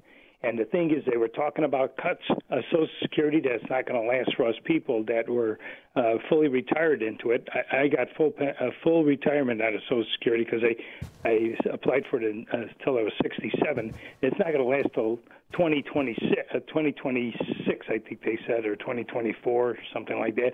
And for those that are disabled, maybe 2034. But the truth of the matter is really gets me angry. I don't know who to believe anymore, because on this station, WCPT, all I've ever heard, and I believe that they were going to get rid of Social Security and Medicare. They've been trying to do that for the longest time. Paul Ryan, if you recall, back when he was running with Mitt Romney, and even later on, they wanted to put a voucher in there to give us $8,000 for to go get our own insurance. That gets rid of Medicare. And then for Social Security, they wanted to hand all this money over to their Wall Street buddies. Well, I checked up with PolitiFact, who I'm really angry with, and there was this one Democratic congressman. His name is, Ron Wyden. He mentioned that the Congress is looking where they can get rid of Social Security and Medicare. Well, PolitiFact said that was false. Now, PolitiFact, I don't know what ground they stand on, but for the last 20 years, I've been hearing the Republican Party trying to get rid of Social Security and Medicare. They're setting the stage by telling all these younger people that it's not going to be there for them. So I want to know, what is the truth? Thanks very much, Donald. So I am going to avoid putting myself as the ultimate arbiter of the truth. I can offer my perspective and what I think I know. And I also want to hesitate to say what the Republican Party thinks. It's a little bit like saying what the Democratic Party thinks, except they often think different things, in that there's a lot of different people within that. You are absolutely right that there are elements in the country that are well-funded, that have media influence, that want to shrink government so that it is of insufficient size to avoid being drowned in the bathtub.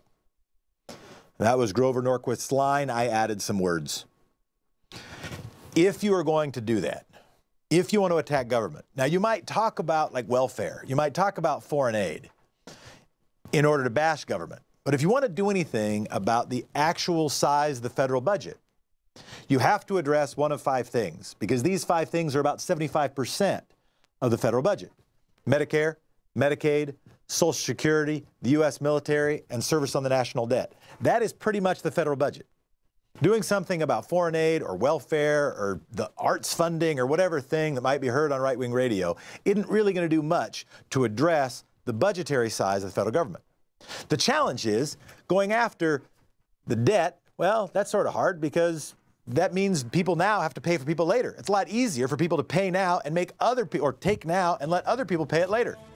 Military, nobody really pushing to cut that. Medicare, Medicaid, Social Security, all popular.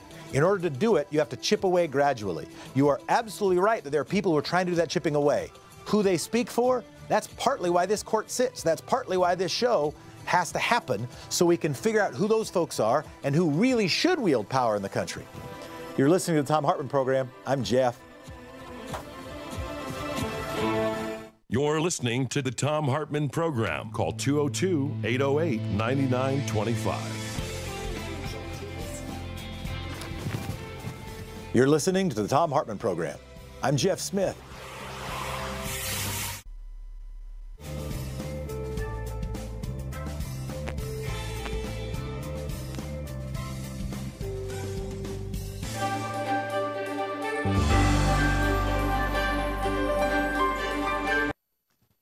It's the Summer Free Speech TV Pledge Drive.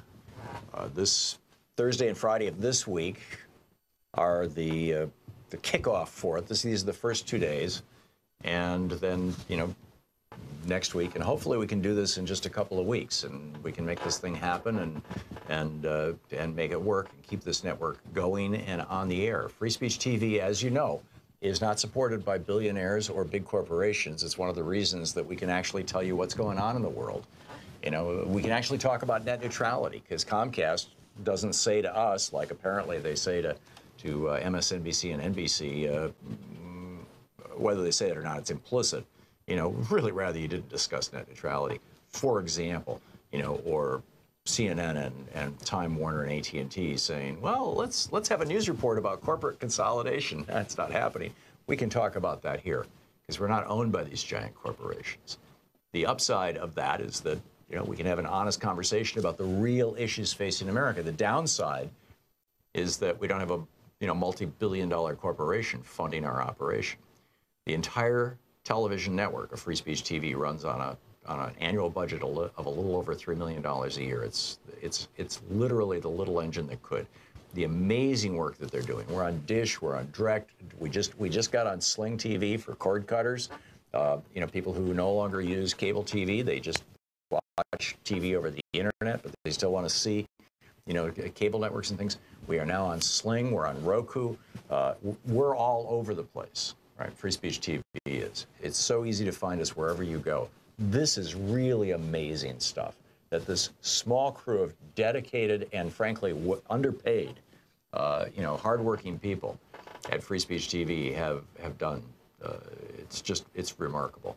So to start this off, here are the premiums that we're offering on the pledge drive this week. With a $30 gift, you get a magnet, a refrigerator magnet, kind of magnet. It's got the Free Speech TV logo, and it says, "Is it true, or did you hear that on Fox News?" You know, there's a whole website, MediaMatters.org, that's dedicated to daily debunking Fox News, as are newshounds.us. Anyhow, that's with a $30 gift. With a $72 gift, you get the Free Speech TV water bottle. That's with $72. With a $120 gift, you get a copy of the Thom Hartmann Reader. This is a collection of chapters from about a dozen different books that I've written that are all put together into one paperback book, so you can kind of sample a whole bunch of my other books. So the Thom Hartmann Reader, autographed by the author, with a $120 gift. With a $240 gift, you get Howard Zinn's book, A People's History of the United States, and a DVD of the People's History. It's called A People's History, Bread and Roses, that Howard Zinn helped put together, the extraordinary late Howard Zinn. Plus, Reverend William Barber's new book, Third Reconstruction. That's with a $240 gift. Howard Zinn's A People's History, the DVD, and the William Barber book. With a $360 gift, you get all the books and the DVDs. That is to say, my book, the Thom Hartmann Reader, the collection of, you know, chapters of different books of mine. You get Reverend William Barber's Third Reconstruction, which is just an absolutely brilliant book. You get Howard Zinn's A People's History of the United States, and you get the DVD by Howard Zinn, A People's History, Bread and Roses. So all of those things, all the books and DVDs, it's a combo with $360 gift, which, by the way, these larger gifts, $240, $360, $480, they can be done on a monthly basis over the course of a year, thus these particular unique numbers. So $240 a month is $20, or a year is $20 a month for a year. $360 is $30 a month for a year. $480 is $40 a month for a year.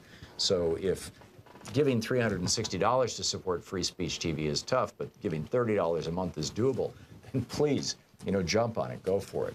And that, by the way, helps support Free Speech TV over the long term. It gives them a more predictable income stream. So anyhow, that's the $360 gift.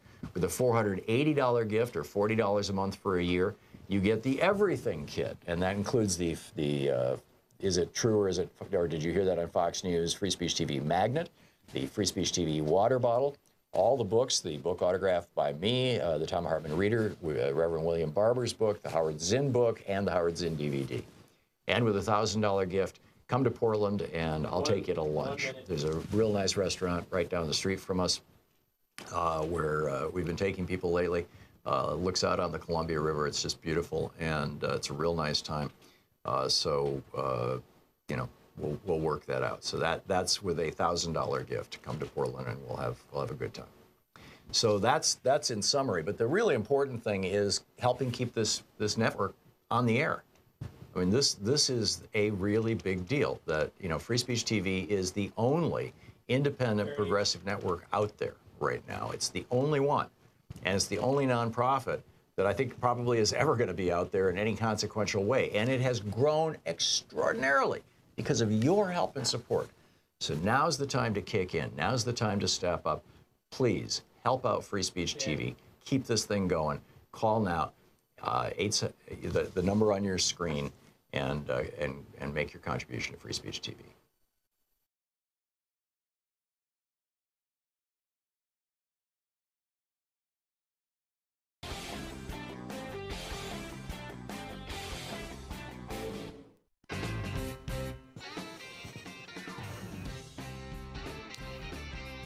I want to talk about something not very happy. Actually, I don't want to talk about it, but I'm gonna. And I've been avoiding it for an hour and a half. And the very capable team that makes this show go handing me pieces of paper telling me I should talk about it. And I was resisting, and it wasn't clear to me why, but then I realized why. It was because this kind of conduct can spread. But there's been enough activity online that it's pretty clear that I should say something about it. Anthony Bourdain, as has been reported, has died at the age of 61. He didn't just die, he committed suicide. Now, why I didn't want to talk about it is that I know that news coverage about suicide can have a backfire effect, or at least a firing effect, on triggering copycat behavior of the most tragic and painful kind. And at the same time, I don't think that I can not address it. So here's what might be worth addressing. What if we did something else other than talk about suicide, or even talking merely about Anthony Bourdain? Because one of the challenges, like with copycat gun murders, are that if you spend a whole lot of time talking about the person who did the thing, and I'm not equating those two things to be very, very clear, but it might give somebody else an idea that they too could fulfill greater importance, that their will to matter, that itch could be scratched if they too engaged in tragedy.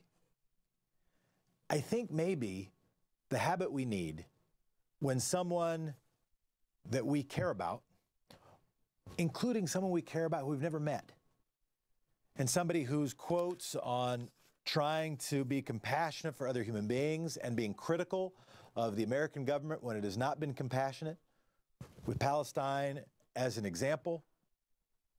But I'm reminded of this quote even from Anthony Bourdain. And then to learn from that quote, and then I want to offer an additional thought. His quote was, on putting up with Trump, I'm sticking it out. I'm not going to run away to Canada. I'm going to pay my blanking taxes. I'm going to vote. I'm going to do all of that. He's going to stick it out. Well, he decided he couldn't stick it out. But the reminder to the rest of us is we've got to stick it out. And if you are feeling pain, how could you not? If you are not feeling pain at this moment in history, it's because you lack a pain center that is paying attention. If there are not moments of pause in your life, you might not be paying attention. You might have a compassion challenge. Stress is real. Stress can kill. It is one of the reasons racism isn't just a bad idea, but that it causes harm. So when something like this happens, I hope that the reminder we will give ourselves and to others is that we have to move on. I think about my uncle and and his family. He lost his daughter and grandchild in a car crash. And my uncle is a very gifted communicator. And he had a terrible moment to have to communicate, which was at the funeral to give a eulogy for his deceased daughter and granddaughter. And he, who was his ancestors were pioneers that traveled to the West. And he had a painting on his wall. It was in the painting and a few of the walls in our family of a pioneer family burying a loved one. And the grave was short. It was a painting of burying a child. And he pointed out that the grave was shallow. And it was shallow because it was in winter. There was snow covering the ground. And the grave was shallow. And the grave was shallow because they had to move on, because their survival depended upon moving on. And when I think of somebody who decided for themselves they could no longer move on, it is the time for us to remind ourselves that we must move on. And one other thing, this is an opportunity, and I'd even say just a reminder, more than a reminder, but at least a reminder, to tell a few people that you love them, including a person you haven't talked to for a long time who might not have had anybody tell them that they are loved for a while. The person who is feeling alone, the person who is feeling cast aside. Think about that person. Think about the person who needs a little bit more compassion. That this morning, that during your lunch hour today, and if you're on the East Coast, maybe right after you get to work, using Twitter or Facebook or your text message machine not only to drive the profits of some other organization, but to drive the sole benefit of somebody you care about. Just tell them you love them. Just tell them you care about them. Tell them thank you for some darn thing. It's not that weird. You might have other thoughts, but that's my thought. I want to go to Chip. Chip from Lawrence, Kansas. You have an idea. Back to our question. It's Anything Goes Friday. How do we want it to go, including weird ideas to change democracy? What's your idea? We got to go back to the origins of true democracy. Athenians founded democracy.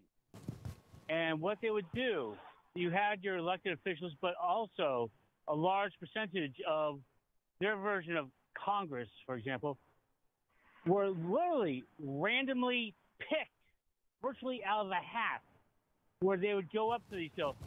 Would you like to serve your country, your city nation at this time? Like jurors. Yeah. Pick Congress like you pick a jury. Yes. And this is how it actually started. It was of the people, not career politicians. And I wanted to throw one more thing in. You're saying do things for the people, the downtrodden. You just finished talking about, doing. I just posted on Facebook a couple minutes ago, trying to get my friends motivated. I'm a disabled guy, but I still go out. I do things for others. And tomorrow I'll be in Lawrence, Kansas, with my big cooler of water, walking up and down the main road in Lawrence, handing out ice water to the homeless. Thanks, do this on days. It's 95 degrees out tomorrow. Oh. And I go out and I do this often. I go home, I'm in extreme pain, but yet I get more out of it than you can imagine. I get more enjoyment. I sit. I talk to the homeless. What's your story? If you want to get help, I can make some phone calls. I've gotten 4 people into rehab so far. That is what it's about, folks. Get off your butts, do something, not lip service. Actions speak louder than words. Thank you, Chip. Thank you. I'm a democracy nerd. And the more I use my frontal lobes to think about this crap, the more it occurs to me that analysis without love is folly. That if basic kindness is not the fundament, is not the foundation of what we're doing in the first instance, salvation is beyond us. We will not reach a happier place. And the kind of activity that Chip is describing about, participating in a radio community about ideas, yes, voting, yes, critiquing, being a part of the debate. The word idiot comes from idiotus, which was the person, you mentioned Athens, that didn't engage in the public thing. Engage in the public thing. Also recognize that loving thy neighbor, that caring about the person that you handed that bottle ice water to, that activity of compassion has ripple effects as well. And if we can do that at scale, micro kindness at scale, I think that's as big a deal as engaging in systemic change. I do think we need both. Anita has a thought, and Anita, I want you to make this point, because I'm hearing you even before I've heard you, but go ahead. Yeah, you had a caller that talked about how how Republicans and Democrats just weren't working together. Yeah. Congress wasn't working together, and he was feeling disillusioned because of that. Yep. Well, it's not about Republicans and Democrats not working together. It's about Republicans. It's not about Congress. It's about the Republican Party. Democrats have been compromising to the point of where they've angered their constituents by compromising so much. So I don't understand where, it really bothers me when I hear people blame all of Congress. When they say, well, we don't have these kind of Democrats now and this kind of Republicans who will work together. I've seen Democrats try and try again. Look at what they did with Obamacare. They spent years trying to compromise with Republicans. We wanted a public option or Medicare for all. But we didn't. But we settled for Obamacare. That was a compromise. Look what they did with Merrick Garland. Merrick Garland wasn't compromised by Barack Obama. We would have accepted that, but they wouldn't. But they wouldn't compromise. And as a matter of fact, now they've got until they just completely decided to just block anybody that Barack Obama would put up there. Yeah. And by the way, and Mitch McConnell said his job was to stop Barack Obama. That was what they were going to do. They never compromised. So the only way we can fix democracy is by getting rid of Republicans. And hang on the phone. I have a couple points I want to make, but you may want to follow up. And thank you for your point. There is an affliction, and the affliction is both sidesiness. And that doesn't mean that truth is monochromatic or monotheistic. There are angles to things that should be explored, but the thinking that the angles are always two, that it's always half and half of rough equivalency, is absurd if you think about it for more than half a moment. And and I think you are absolutely right. So I served in my own state's legislature, and a thing I noticed was, and I had friends of various political stripe, but one thing I have noticed is, in fact, that there was when Tip O'Neill, when Democrats ran the show, when Tip O'Neill was Speaker of the House, there were conservative ideas that had a chance. There were efforts to do things for corporate donors and do things for industrial constituents and do things in urban and rural areas. Absolutely. I was just going to say, go ahead. When Ronald Reagan was president and Tip O'Neill was Speaker of the House, he allowed Ronald Reagan's policies to get passed because he felt Ronald Reagan had been elected, and he needed to allow those policies to pass because the people elected Ronald Reagan. Yep. And his policies, apparently. I don't, know what they were thinking, but that was the way he thought.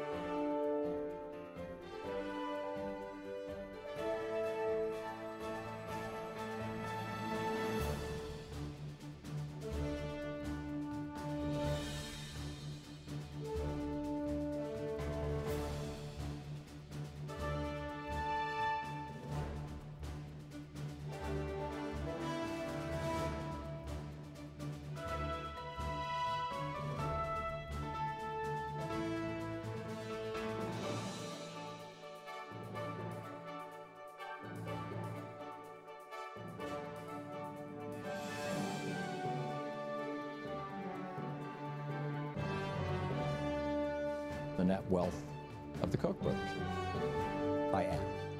For non-union private sector men without a bachelor's degree or more education, non-college graduates, weekly wages would be an estimated 8% higher in 2013 if union density remained at its 1979 levels. For a year-round worker, this translates into an annual wage loss of over $3,000. And they continue through the list. It's taking out these various slices of people. The degree of non-union wage decline reflects how much unionization has declined since 1979 among private sector men by 2/3, from 34% to 10%. That 10% includes government employees. Among women by more than 1/3, from 16 to 6%. And especially among non-college degree men by more than 2/3, from 38 to 11%. As unions have receded from the private sector, their effect on the wages of non-members percent of unionization has declined. And this is they go through more of the details and all this stuff, but this is something I have been pointing out since we started this program 13 years ago. that for every good union job in an economy, there's always a parallel non-union job that basically has the same wages and benefits because the unions set the floor. And as you destroy the unions, you destroy the floor. And now working people in the United States are basically falling through the floor.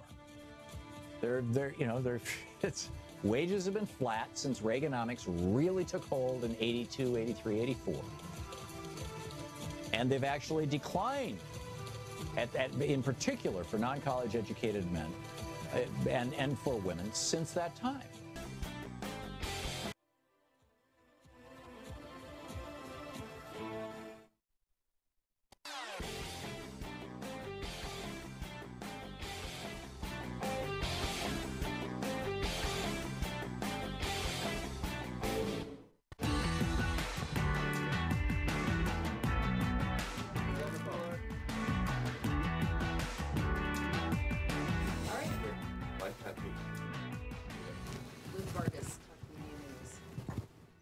We're back on the Thom Hartmann Program. I'm Jefferson Smith. Did want to give a shout out to Anita's point, making sure that we not engage in false equivalencies in every piece of analysis or think that it wouldn't be a problem if one team thinks its job is to compromise and another team thinks its job is to accept that compromise. Appreciated Anita's point.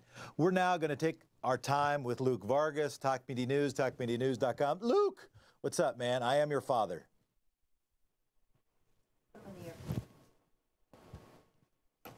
Tomorrow, so I'm oh, hey there. I think you can hear me now. Yeah, things are good. I'm here at the United Nations, my last day of work before heading off to Singapore, landing there on Monday morning, and preparing for a pretty hectic week of negotiations over there. All right, so I should clarify, I am not your father, but I do very much appreciate your first name, and even more so given the political activity of the actor who played the character. What are the key things you are watching for and other watchers and members of the media are watching for? I think we're trying to get clues about two things primarily, or maybe more. I mean, I guess let's talk about X factors at the summit. I think China and the role that they're playing either formally or behind the scenes is impossible to ignore here. The one sort of rumor we've been hearing over the last day or so is that China is going to provide aerial escorts to the North Korean leader as he goes down to Singapore, that there's going to be Chinese jet fighters flying with the North Korean plane all the way there. And I was talking to an expert earlier today who basically said, we don't need any more evidence now of the notion that there's been a reset in Chinese-North Korean relations, that, the North Koreans consider the safety of their supreme leader to be, their ultimate concern, and that, entrusting the Chinese with that is probably the most, visible way of saying, hey, things are back on, and it shows the influence that the Chinese now have over the North Koreans. And it's been a little bit difficult in recent weeks to determine, are the North Koreans saying one thing to the United States and then saying something very different to China? And I think this should sort of actually, make us even more concerned of the fact that the leverage that President Trump thinks he has could actually sort of just crumble, sort of fall between his fingers pretty quickly. He thinks that if the talks are not really going towards a satisfactory outcome, that he can just return and flip on the switch again, and we're back to maximum pressure. I think all of these clues about the warming Chinese-North Korean relationship, the fact that trade across the Chinese-North Korean border seems to be increasing once again, are reasons to believe that China is starting to sort of let go of the pressure already because they've seen enough positive steps from North Korea. Trump is kind of, it might be an illusion that he can go back to all that leverage he had several months ago. That's certainly something to watch. And then the other side is, South Korea. There's some talk that what the U.S. might be actually willing to do in this first meeting is not really ink something on the nuclear issue, that President Trump is sort of bucking the traditional order of operations for talks with North Korea. The old style or old thinking used to be you've got to do a nuclear agreement first, and then you can start to give North Korea some big concessions, like formally ending the Korean War as a way of sort of demonstrating a security assurance to the North Koreans. Now the talk from President Trump is maybe the big outcome document from next week is going to be a political agreement pledging to end the Korean War and not a nuclear deal. So again, what we should be watching for is, does the South Korean president make an appearance on a second day of talks? If that's announced over the next few days, I think it's a pretty clear indication that the sort of the big deal next week is not going to be nuclear in nature, but will pertain trying to draw down the end of that 65-year-old conflict. Let me go back to your China point, and let me ask you a sort of a multiple choice question. Sure. Okay. Why are China and North Korean relations warming? Is it A, because China is growing in their ambitions and in their recognition of their growing importance on the world stage? Is it B, because they have been made nervous by the President of the United States, Donald Trump, rattling sabers and recognizing that if there were to be a nuclear conflict near China, it would have an impact on China directly? Is it C, that there is some deal that we don't know about that we should find out about? Is it D, that they've just kind of gotten over themselves, they're not as bummed out anymore? Is it E, some portion, some combination of the above, or none of the above, or F, something I haven't thought about? I'd say it's a combination of, let's see if I can remember this, B, C, and F, right? All right. So, I mean, I think a part of this is, you know, we need to remember that the Chinese are most concerned about an unstable North Korea. They care about nuclear weapons, but their biggest fear is just any sort of outcome in which North Korea becomes a giant problem. And they do worry about the nukes to an extent. But I think one thing that is very possible here is that North Korea is asking of the United States not economic development, not relief from sanctions, at least over, out in public. What they're saying they want from the U.S. is security assurances. What they may, and I think there are indications to suggest this, are telling the Chinese is something quite different, which is, hey, we're actually going to ask you guys to do the economic development of our country. China cares a lot about what kind of economy North Korea is in the future. And Kim Jong-un has been giving off these hints that maybe I'm going to stop playing this nuclear game and I'm going to want to develop my economy. China does not want North Korea to look like South Korea, a vibrant capitalist economy right on their border. They would much prefer Kim manage the future North Korean economy quite tightly, in a controlled fashion, much like the way the Chinese economy is controlled, with some key differences, of course. So and in that regard, it resembles just a tiny bit, like in 6%, even like the Cold War. I'm not trying to be inflammatory, but where there's alliances based on economic predilection, on almost ideology, as well as national interest. Although those things link pretty closely. Luke Vargas, thank you so much for joining us. Thank you. Talk to you soon. This is Thom Hartmann Program. I'm Jefferson Smith. It's an honor to be with you. It's Friday. It's Anything Goes Friday. There's still some anythings that need to go. What do you think we need to do? How should it go?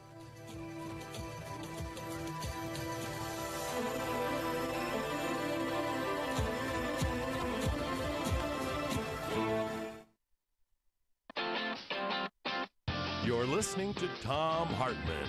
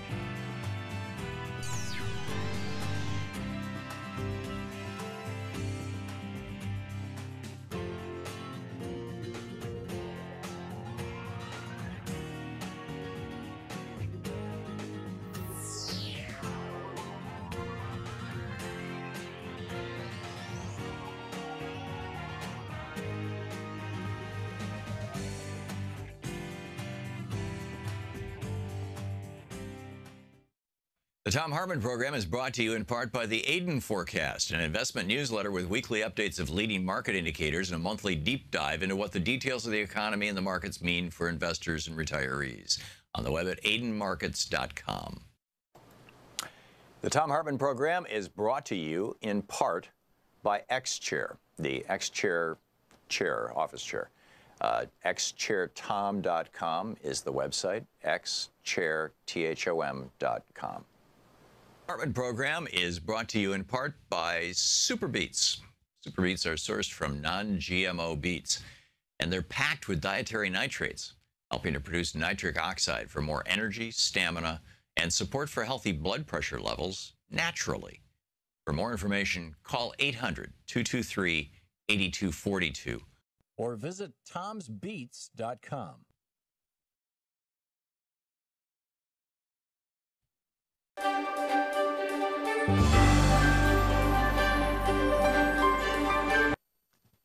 It's the Summer Free Speech TV Pledge Drive. This Thursday and Friday of this week are the kickoff for it. These are the first 2 days, and then next week, and hopefully we can do this in just a couple of weeks, and we can make this thing happen and make it work and keep this network going and on the air. Free Speech TV, as you know, is not supported by billionaires or big corporations. It's one of the reasons that we can actually tell you what's going on in the world. We can actually talk about net neutrality, because Comcast doesn't say to us, like apparently they say to MSNBC and NBC, whether they say it or not, it's implicit. Really rather you didn't discuss net neutrality, for example, or CNN and Time Warner and AT&T saying, well, let's have a news report about corporate consolidation. That's not happening. We can talk about that here because we're not owned by these giant corporations. The upside of that is that we can have an honest conversation about the real issues facing America. The downside is that we don't have a multi-billion-dollar corporation funding our operation. The entire television network of Free Speech TV runs on an annual budget of a little over $3 million a year. It's literally the little engine that could.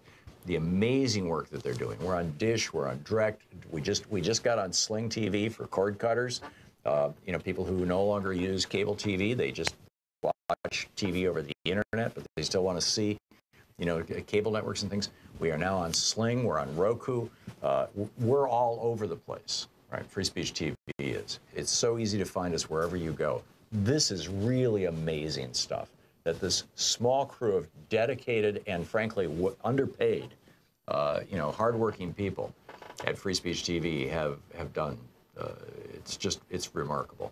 So to start this off, here are the premiums that we're offering on the pledge drive this week. With a $30 gift, you get a magnet, a refrigerator magnet, kind of magnet. It's got the Free Speech TV logo, and it says, "Is it true, or did you hear that on Fox News?"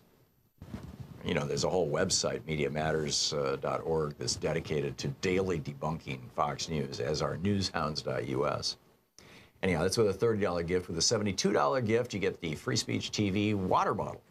That's with $72. With a $120 gift, you get a copy of the Thom Hartmann Reader. This is a collection of chapters from about a dozen different books that I've written that are all put together into one paperback book, so you can kind of sample a whole bunch of my other books. So the Thom Hartmann Reader, autographed by the author, with a $120 gift. With a $240 gift, you get Howard Zinn's book, A People's History of the United States, and a DVD of the People's History. It's called A People's History, Bread and Roses, that Howard Zinn helped put together, the extraordinary late Howard Zinn. Plus, Reverend William Barber's new book, Third Reconstruction. That's with a $240 gift. Howard Zinn's A People's History, the DVD, and the William Barber book. With a $360 gift, you get all the books and the DVDs. That is to say, my book, the Thom Hartmann Reader, the collection of chapters of different books of mine. You get William Barber, Reverend William Barber's Third Reconstruction, which is just an absolutely brilliant book. You get Howard Zinn's A People's History of the United States, and you get the DVD by Howard Zinn, A People's History, Bread and Roses. So all of those things, all the books and DVDs, it's a combo with $360 gift, which, by the way, these larger gifts, $240, $360, $480, they can be done on a monthly basis over the course of a year, thus these particular unique numbers. So $240 a month is $20, or a year is $20 a month for a year. 360 is $30 a month for a year. 480 is $40 a month for a year. So if giving $360 to support free speech TV is tough, but giving $30 a month is doable, then please, jump on it, go for it. And that, by the way, helps support free speech TV over the long term. It gives them a more predictable income stream. So anyhow, that's the $360 gift. With the $480 gift, or $40 a month for a year, you get the everything kit, and that includes the is it true or did you hear that on Fox News, Free Speech TV magnet, the Free Speech TV water bottle, all the books, the book autographed by me, the Thom Hartmann Reader, Reverend William Barber's book, the Howard Zinn book, and the Howard Zinn DVD. And with a $1,000 gift, come to Portland and I'll take you to lunch. There's a real nice restaurant right down the street from us where we've been taking people lately. Looks out on the Columbia River. It's just beautiful, and it's a real nice time. We'll work that out. So that's with a $1,000 gift. Come to Portland, and we'll have a good time. So that's in summary. But the really important thing is helping keep this network on the air. I mean, this is a really big deal. That Free Speech TV is the only independent progressive network out there right now. It's the only one, and it's the only nonprofit that I think probably is ever going to be out there in any consequential way. And it has grown extraordinarily because of your help and support. So now's the time to kick in. Now's the time to step up. Please help out Free Speech TV. Keep this thing going. Call now, the number on your screen, and make your contribution to Free Speech TV. Began to appear.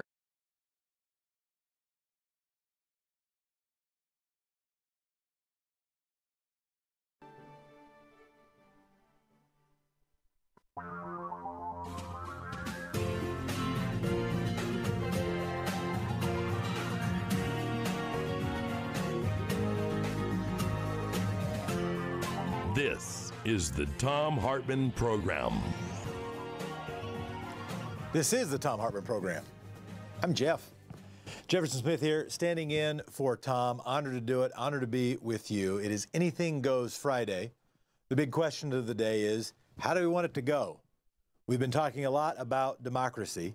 First time I had the pleasure of being with you, we talked about the big lie.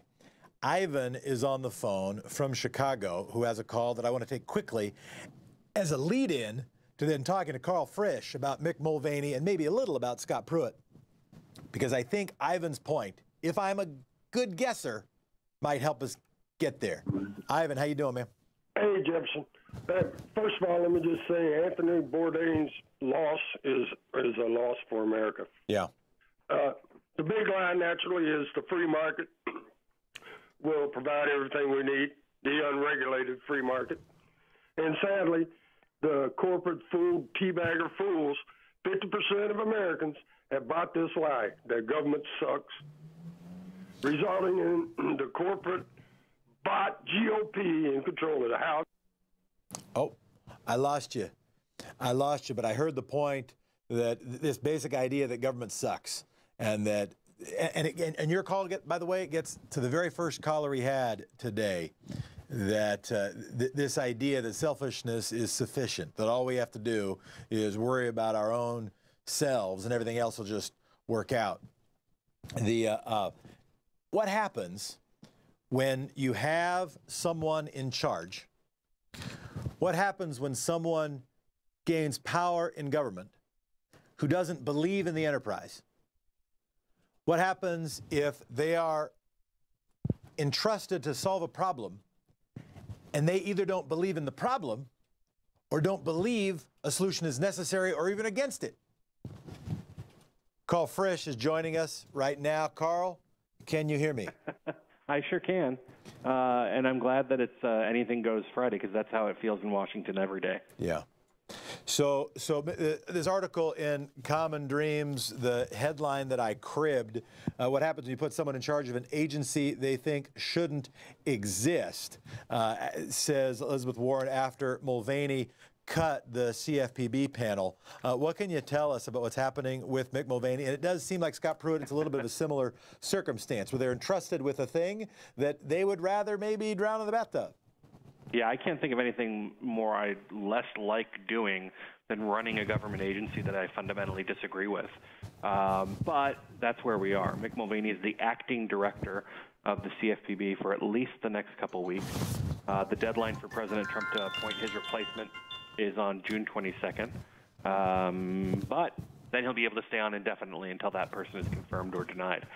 Anyways, on Wednesday, the CFPB under Mick Mulvaney disbanded, killed, gutted the Consumer Advisory Board for the CFPB, which is made up of academics and consumer advocates and some industry as well.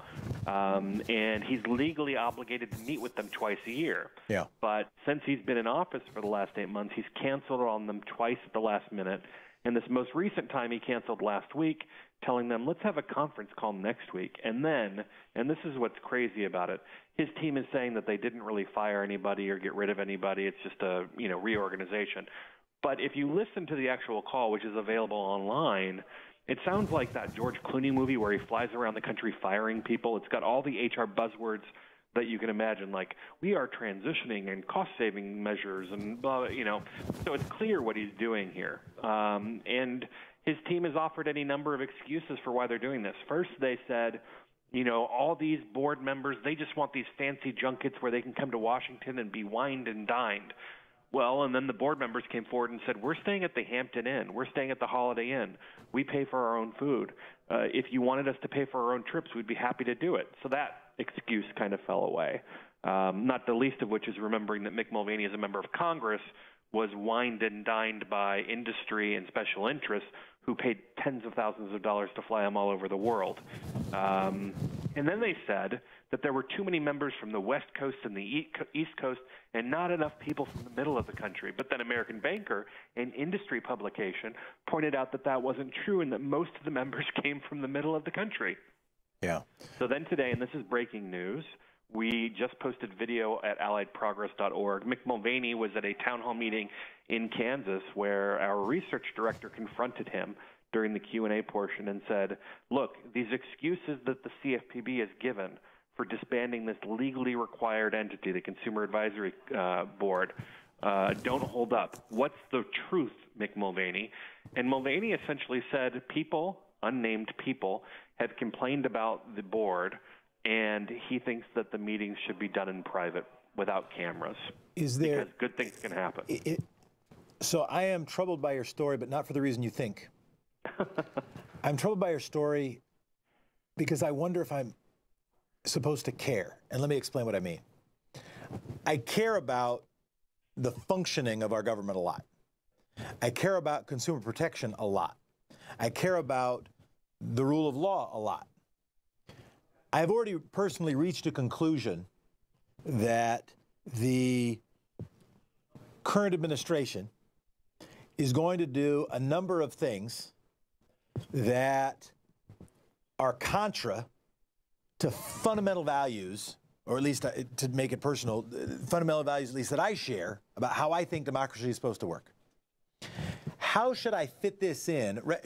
To take this as more than entertainment, or take this as more of an exercise of a cat following a laser, or more than just an eye roll, oh, there they go again, but to actually understand the gravity of this, how am I supposed to care, or how am I supposed to fit it into a larger narrative so that that helps us build a movement to actually get a better democracy?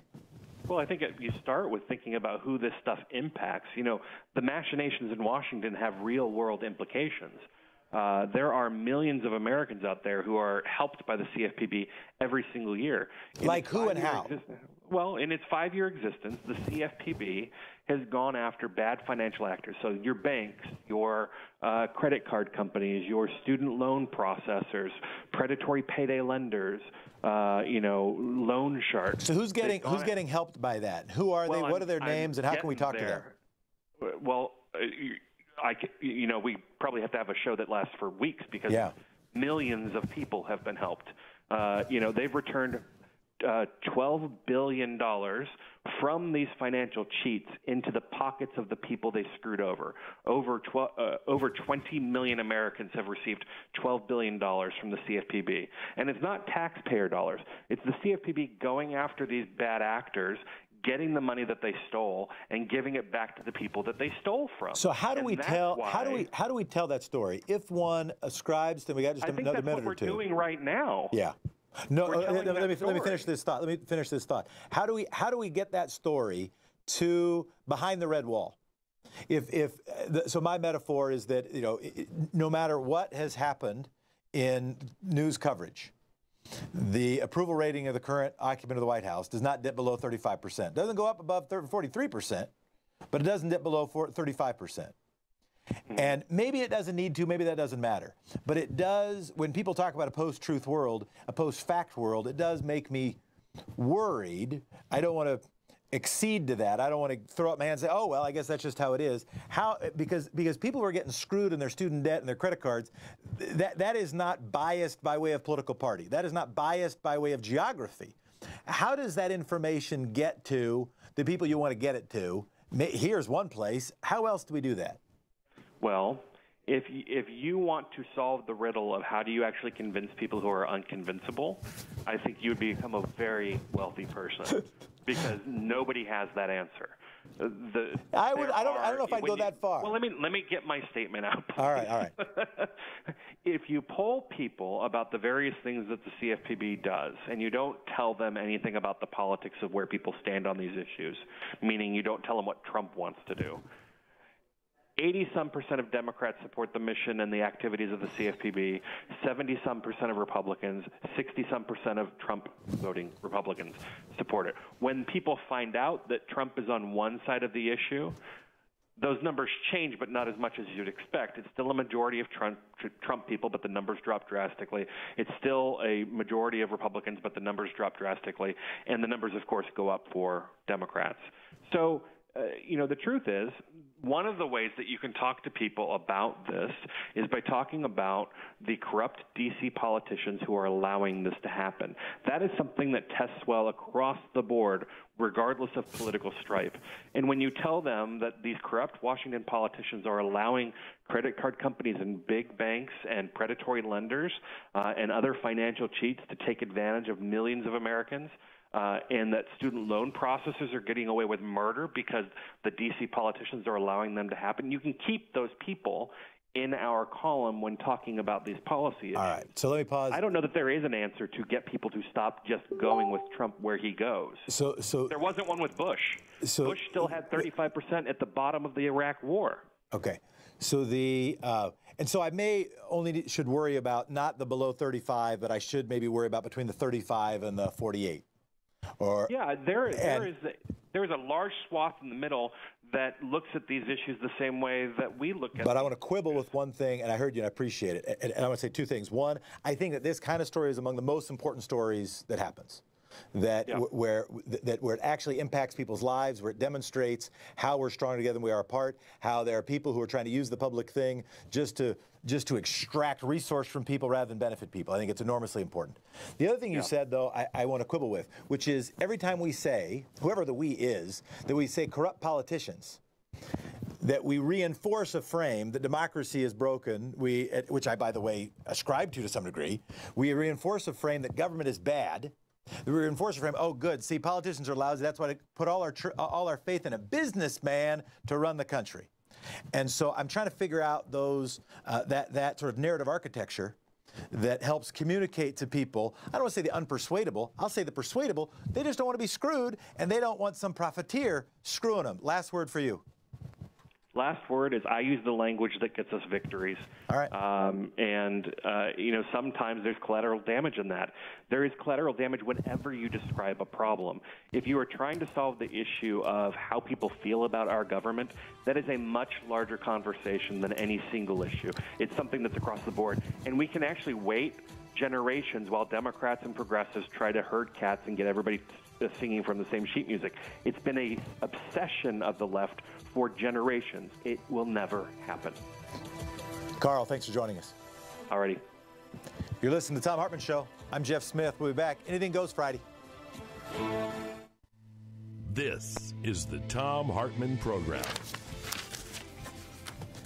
You're listening to the Thom Hartmann Program. I'm Jefferson Smith. It's Anything Goes Friday. How do you want it to go?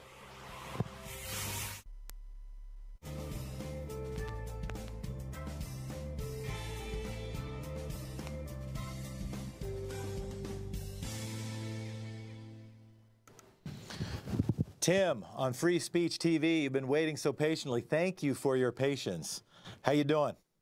Yes, I am. I live in western Michigan, and my county about 3 elections ago voted for a reinstatement of a road repair bill, and also on that same ballot it said they were going to give a law firm from South Haven. They didn't say how much money or what for. I believe that it is the governor's defense fund, and he hasn't been charged with anything, and they've spent $4.7 million. That was months ago when I heard that on the news. That's how they do it, I guess. I just wanted to get that out so more people would know about it. Tim, really appreciate it. Thanks for joining us. Going to James, also on Free Speech TV. We're talking about democracy today, voting ideas. You maybe got one. Yeah, I do. Divide the electorate into 3 financial groups, upper, middle, and lower.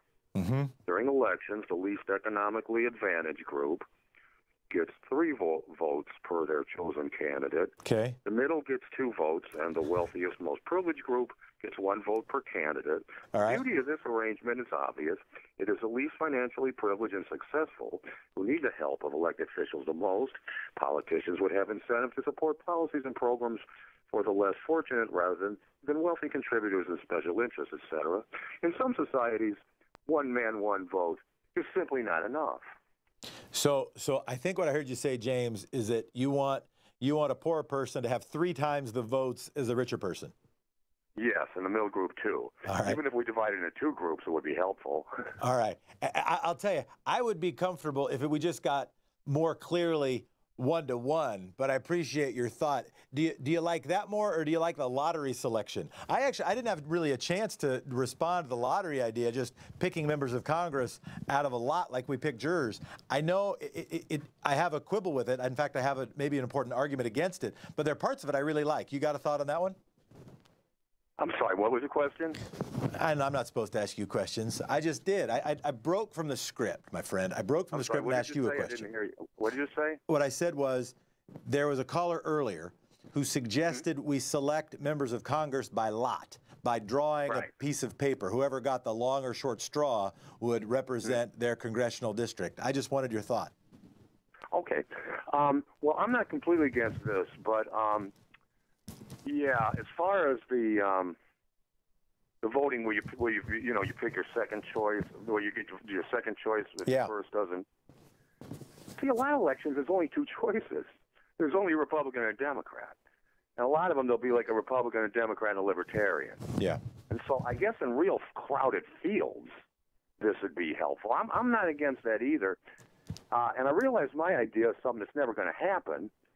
But, Thom Hartmann, he wants to break the state of California into 3 states, which I think is a good idea. Yeah. Also not going to happen. Yeah. I just wanted to say, just because something's not going to happen doesn't mean it shouldn't be discussed. Well, right. That's why we have Anything Goes Friday. Jim, you're our last one until the break. We got about 20 seconds. How you doing? Yeah, I want to talk about the Fast Act 5-2 diet. That's the conspiracy. They don't want you to know about it. My mother. Thanks a bunch. You're listening to Thom Hartmann. I'm Jefferson Smith. We had to go to break. We'll be back from break pretty soon.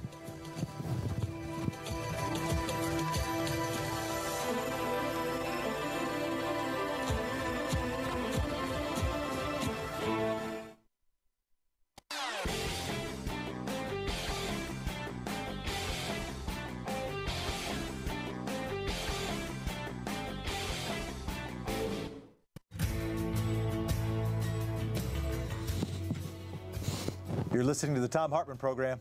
I'm Jefferson Smith. Thanks for being with us. It's Anything Goes Friday. The question we've been asking is, how do you want it to go? If we are engaged now in a significant discussion, maybe even battle, if we want to use that word, over the fate of democracy, what can we do, or how should democracy work better? We'll also take any other topic that people have been calling in on, but we have Tamara, who wants to talk about gerrymandering, or gerrymandering if you prefer. Hello, Tamara, calling in from Missouri.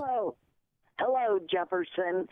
Well, I think you and James are both wrong. I have been wrong lots. if we did the way the Founding Fathers set it up, we would have about 800 people in the House of Representatives.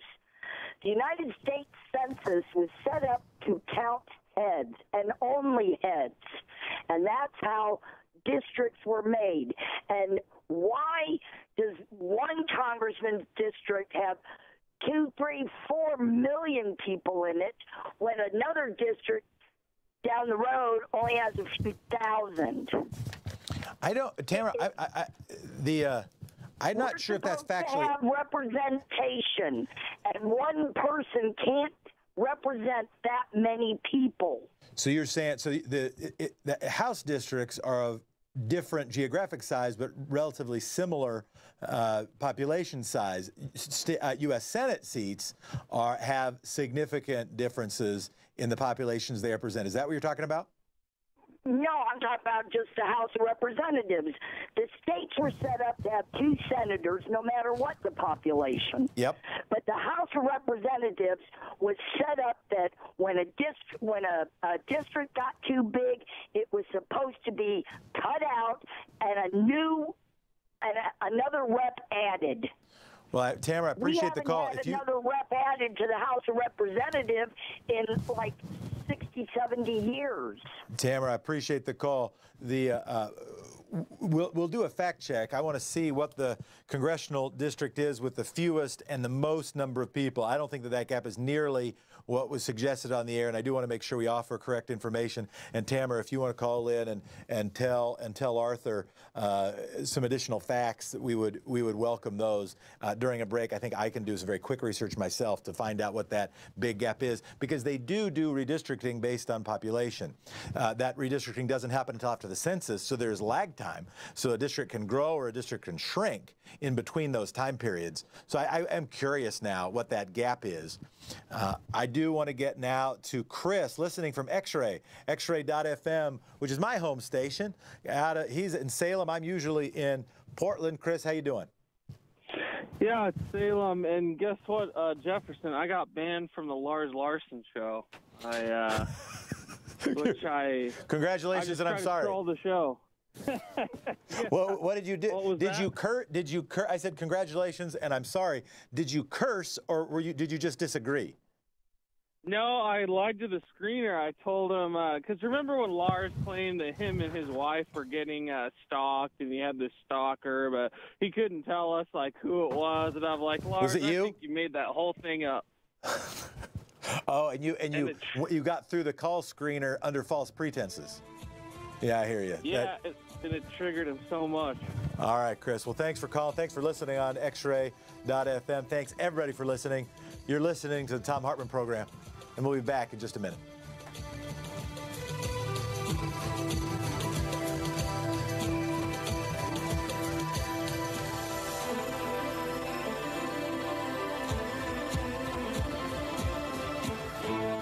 You're listening to the Thom Hartmann Program. Call 202-808-9925. You're listening to the Thom Hartmann Program. I'm Jefferson Smith. Call the telephone number that guy just said.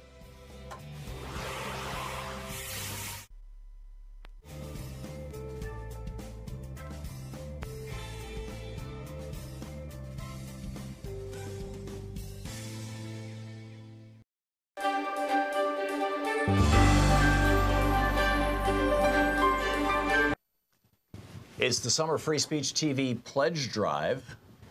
This Thursday and Friday of this week are the kickoff for it. These are the first 2 days. And then, next week, and hopefully we can do this in just a couple of weeks, and we can make this thing happen and make it work and keep this network going and on the air. Free Speech TV, as you know, is not supported by billionaires or big corporations. It's one of the reasons that we can actually tell you what's going on in the world. We can actually talk about net neutrality, because Comcast doesn't say to us, like apparently they say to MSNBC and NBC, whether they say it or not, it's implicit. Really rather you didn't discuss net neutrality, for example, or CNN and Time Warner and AT&T saying, well, let's have a news report about corporate consolidation. That's not happening. We can talk about that here, because we're not owned by these giant corporations. The upside of that is that, you know, we can have an honest conversation about the real issues facing America. The downside is that we don't have a, you know, multi-billion-dollar corporation funding our operation. The entire television network of Free Speech TV runs on an annual budget of a little over $3 million a year. It's literally the little engine that could. The amazing work that they're doing. We're on Dish, we're on Direct. We just got on Sling TV for cord cutters. You know, people who no longer use cable TV, they just watch TV over the internet, but they still want to see, you know, cable networks and things. We are now on Sling, we're on Roku. We're all over the place, right? Free Speech TV is. It's so easy to find us wherever you go. This is really amazing stuff that this small crew of dedicated and frankly underpaid, you know, hardworking people at Free Speech TV have done. It's remarkable. So to start this off, here are the premiums that we're offering on the pledge drive this week.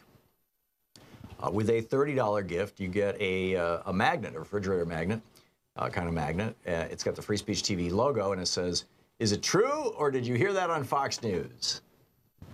You know, there's a whole website, MediaMatters.org, that's dedicated to daily debunking Fox News, as are newshounds.us. Anyhow, that's with a $30 gift. With a $72 gift, you get the Free Speech TV water bottle. That's with $72. With a $120 gift, you get a copy of the Thom Hartmann Reader. This is a collection of chapters from about a dozen different books that I've written that are all put together into one paperback book, so you can kind of sample a whole bunch of my other books.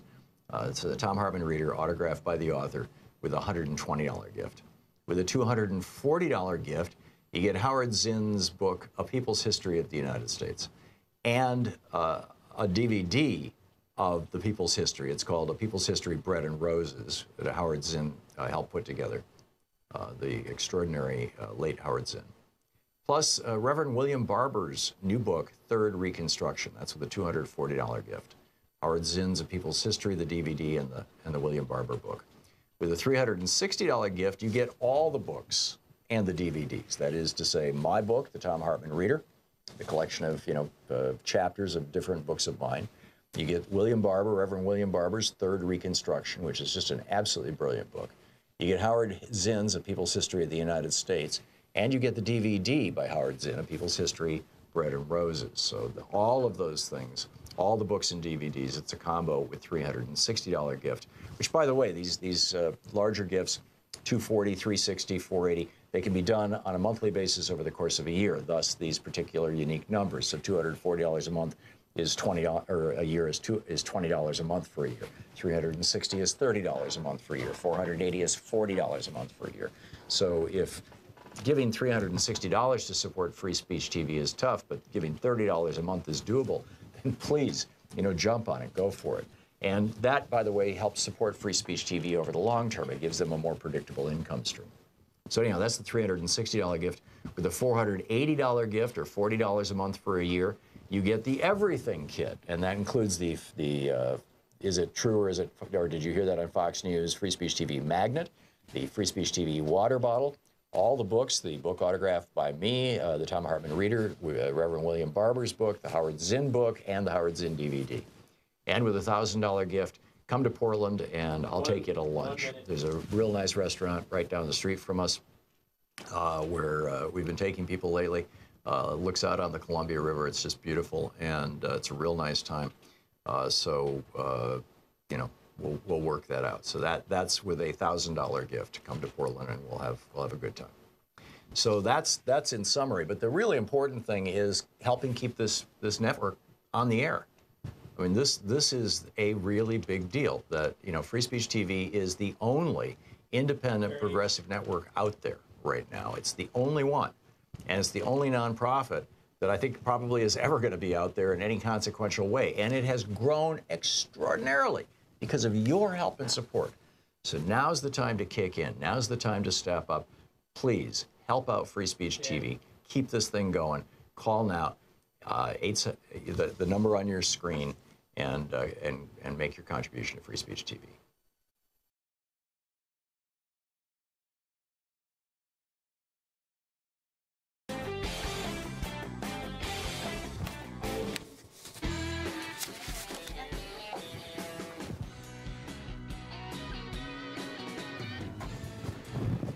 You're listening to the Thom Hartmann Program. Some of you are watching it. I'm Jefferson Smith. It's Friday. It's Anything Goes Friday. The question of the day is, how do you want it to go? Wanted to get back to Tamara's call, who called in about the varying sizes of congressional districts, just because wanted to clarify the facts. So Article 1, Section 2 clarifies that congressional districts should be of a certain size, and if they get too big, they should be split up. There is lag. There are limitations on that. I think the reason my spidey sense tingled a bit was I think she said something like 8 million versus 800,000, according to my research. And by that, I mean the internet. The smallest congressional district is Rhode Island's, at least as of 2014, which was 523,000. Montana's was the largest with more than 1 million. I think the reason for Montana is because it wasn't quite big enough in 2010 to get 2. It would have needed to get to, I think, 1.4 million or 1.3 million to get a second one. So there definitely is lag, and there is a gap. Not an enormous gap, but it is a gap.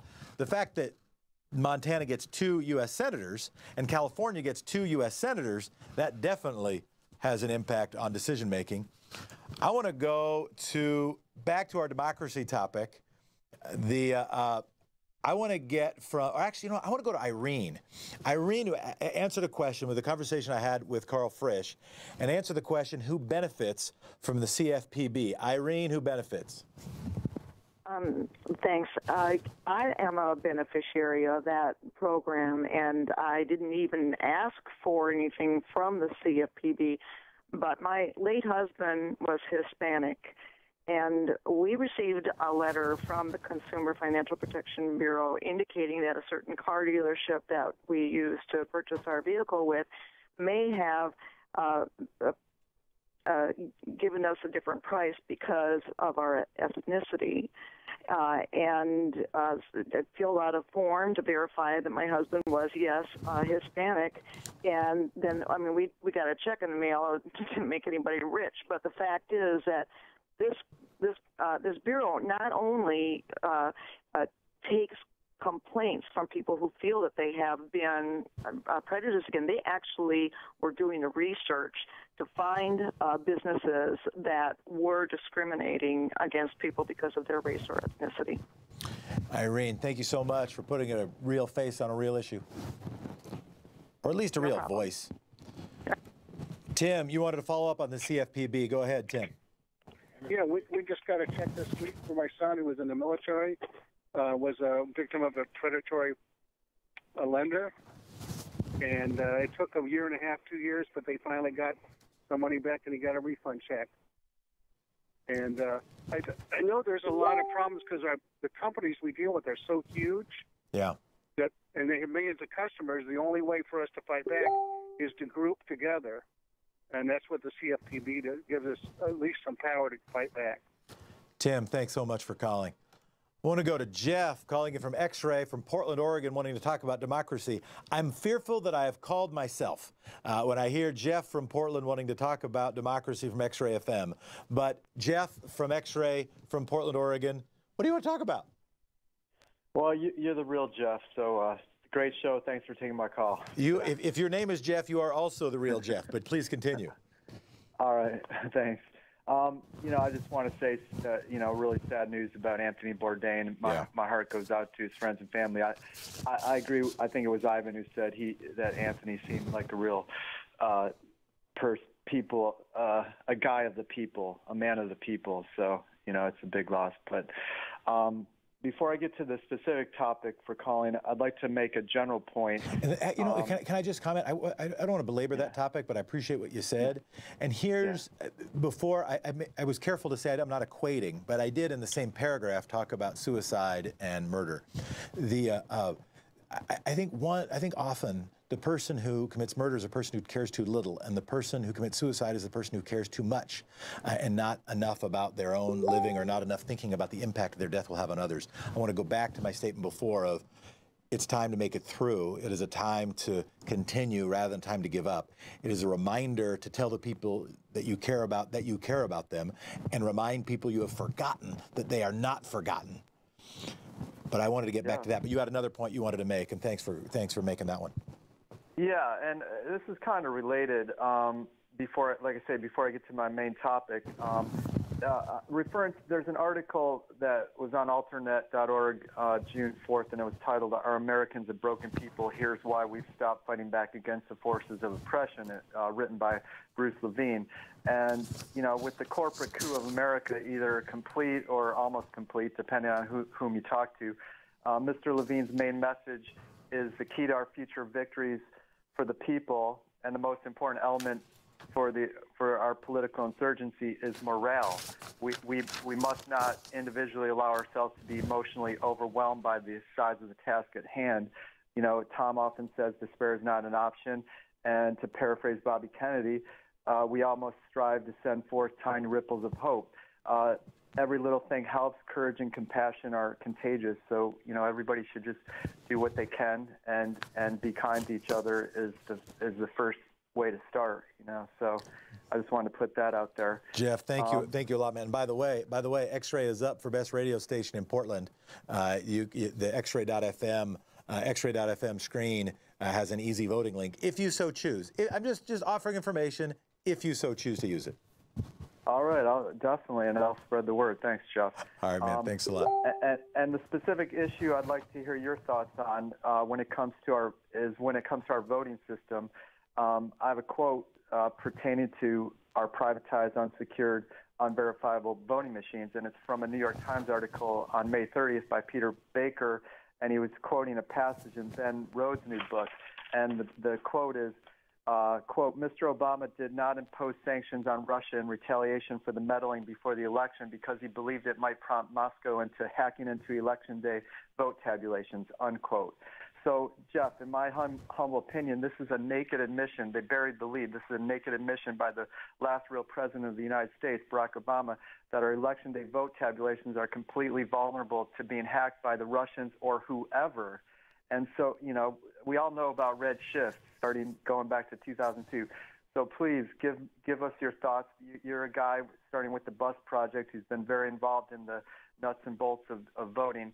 I'd really like to hear your thoughts and plan of action for restoring reliability in what should be a sacred thing, the actual voting process. Thanks very much, Jeff.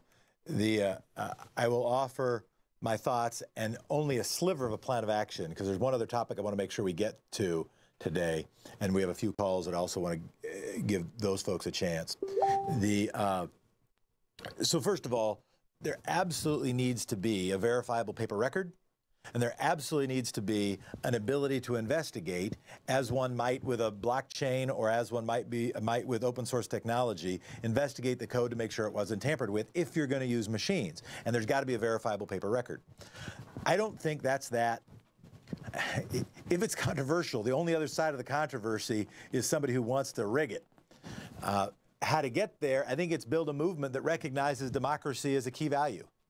That the back and forth I was having with Carl Frisch, and when he was saying, well, go after corrupt politicians, and my concern, and I'm sure that polls well, I'm not even saying we shouldn't use the language, but it does, the thing I want to also consider is how do we have a base note, how do we have long-term messaging and communicate in essential values, getting back to a caller we had also earlier today, that stay from election to election, so we're not only winning elections, but we're building a movement. That I think that movement is in meaningful part about democracy, about the idea that we're supposed to decide together how things go. And before I even get to Part A, Part B, Part C, some of it is just using the funding that Congress has and passing a national bill as well as state bills to make sure there are verifiable paper records in elections. To get there, we've got to build a pro-democracy, pro-human being movement in the country. And I appreciate the call. By the way, I want to get to Mark here from San Francisco. How's the weather in San Francisco? And how much do you have to pay in rent in San Francisco? My own home that I bought a long time ago. Thank goodness, man. Congratulations. Yeah, I'm 65 years old, so nice. You know, it took a while to get it, but yeah, I'm one of the lucky ones. And the weather's really good right now. It's not bad. It's nice. It's cool, but the sun's out. Well, I wanted to talk about taxes, and I think this is the biggest issue. The Democrats need to educate the country on taxes because the Republicans cut taxes that aren't paid for, and basically what they do is they just cut programs to pay for their tax cuts. where the Democrats use taxes for Social Security, Medicare, infrastructure, and things that are really positive for the country. And that's the biggest divide between the two parties that I think can really be shown to the people what the difference between voting Republican and Democrat is. And they're not educating people on that issue. And you're on to something important, that if there were a divide of who's the pro-tax and who's the anti-tax party, well, it's no fun to be the pro-tax party any more than it's more fun to be the person who pays your bills, or the person who has to, when you walk into the car lot, the first thing they don't do is hand you the sticker price. The first thing they do, they try to get you to do, is actually take it for a drive. Imagine buying the car.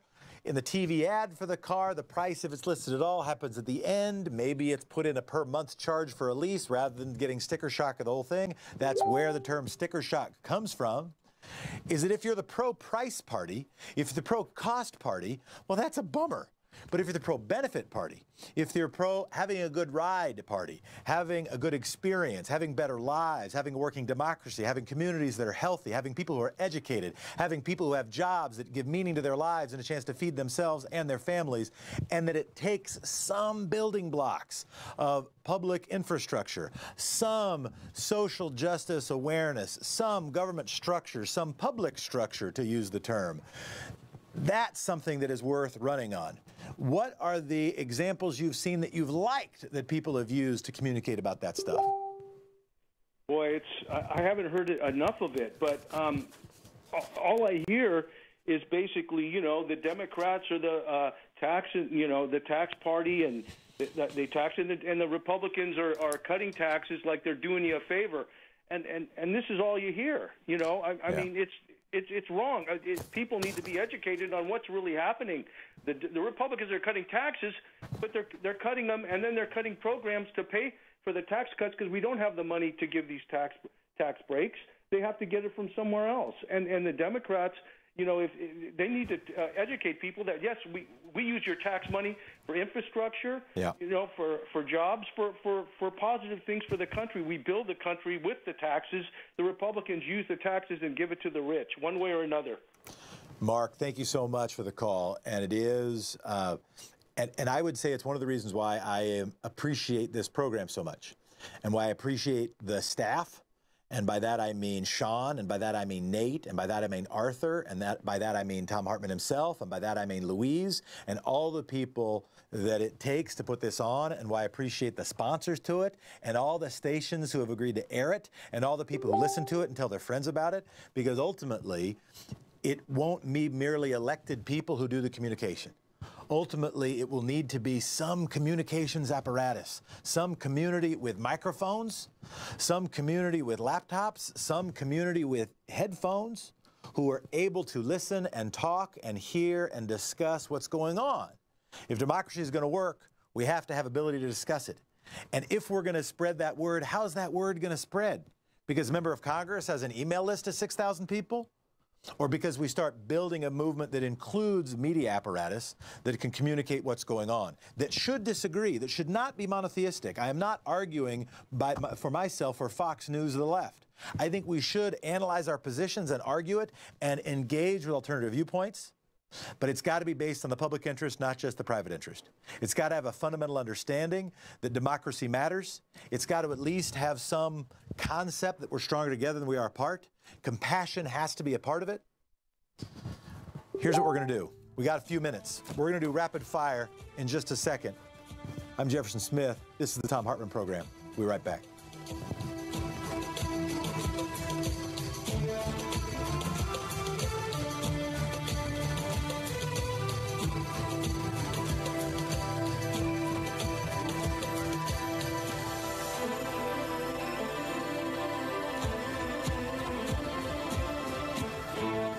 You're listening to Thom Hartmann. Visit thomhartmann.com for audio and video archives.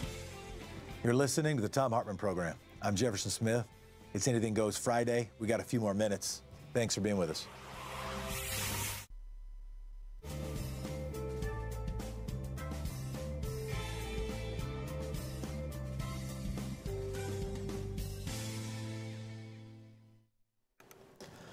George on Free Speech TV, you're with us. You want to talk about taxes, I think.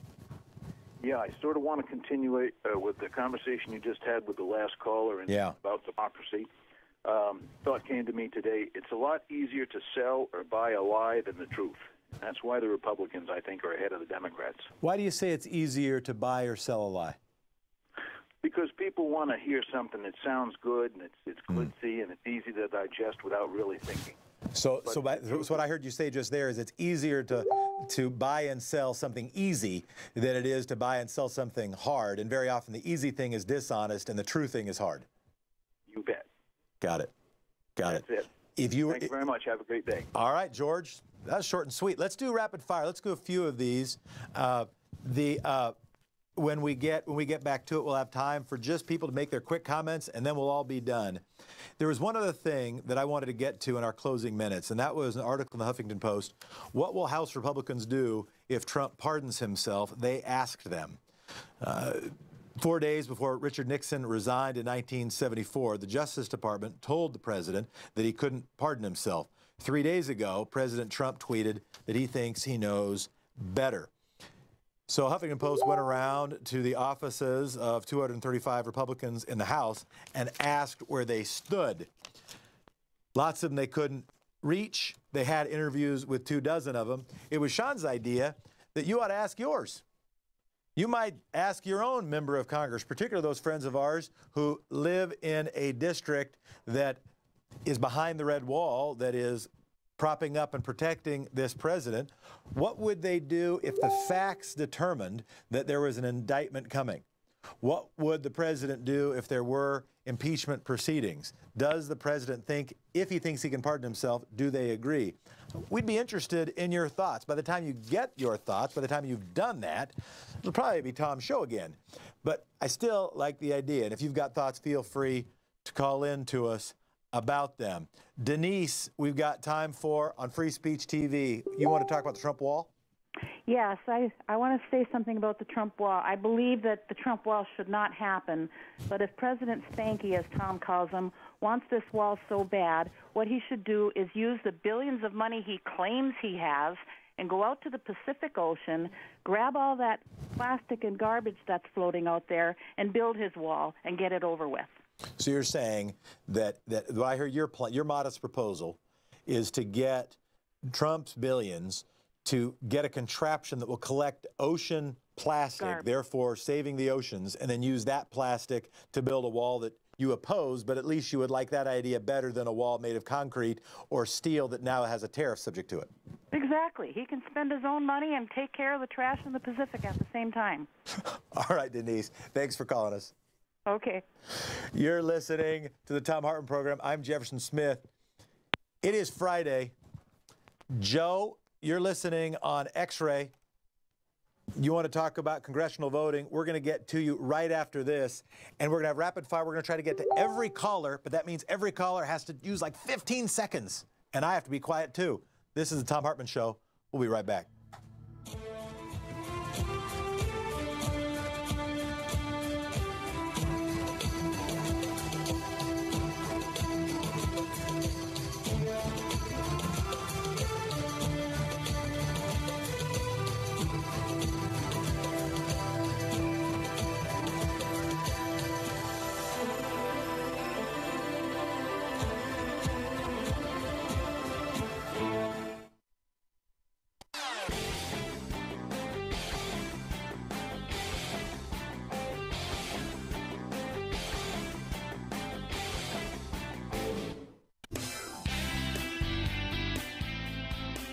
We're going to try an experiment rapid fire in just a second. We got like 3 slots left of callers if you want to call in. If you promise to only take about 15 seconds, we can get through them all. I wanted to just make you aware again of the article in Huffington Post when they started going around to House Republicans asking them what they would do if Trump pardoned himself. And one of the team here had the idea that you too could ask your member of Congress what they would do if Trump pardoned himself and what does the rule of law mean. Joe calling from X-Ray, congressional voting. Speak your piece. That's my dad. I recognize that laugh anywhere. I am just calling to pick up on what you said we should do when we think of the sadness of Bourdain, I'm calling to tell you that I love you and I think you're doing a great job, and I'm very proud of you. I love you too, Dad. You're gonna make me cry, man. That's sweet. By the way, if you guys want to, Dad is either a compassionate soul, which I believe he is, or a good promoter. Because Dad and I do a show Monday and Thursday mornings called News with My Dad. It has a very simple website that just got launched at newswithmydad.com, and the show is me talking about the news with my dad. I love you, Pop. Have a good one. Rob, monopolies and technology. Listen on iHeart. Our country is being deprived, and jobs it's all because of one company. They control the media, the toy companies, the medical supplies, and the defense contractors, and they have too big an interest in corruption, and we're doing nothing about it, not enforcing our antitrust and monopoly laws. Our country is not going to fix itself until we address this problem. I investigated this country 30 years. This company is J.P. Morgan. That's all I got to say. Rob, thanks for listening and thanks for calling in. Jennifer, listening from Stillwater, Minnesota. How still is the water, and what do you want to talk about democracy? Oh, it's beautiful here in Minnesota.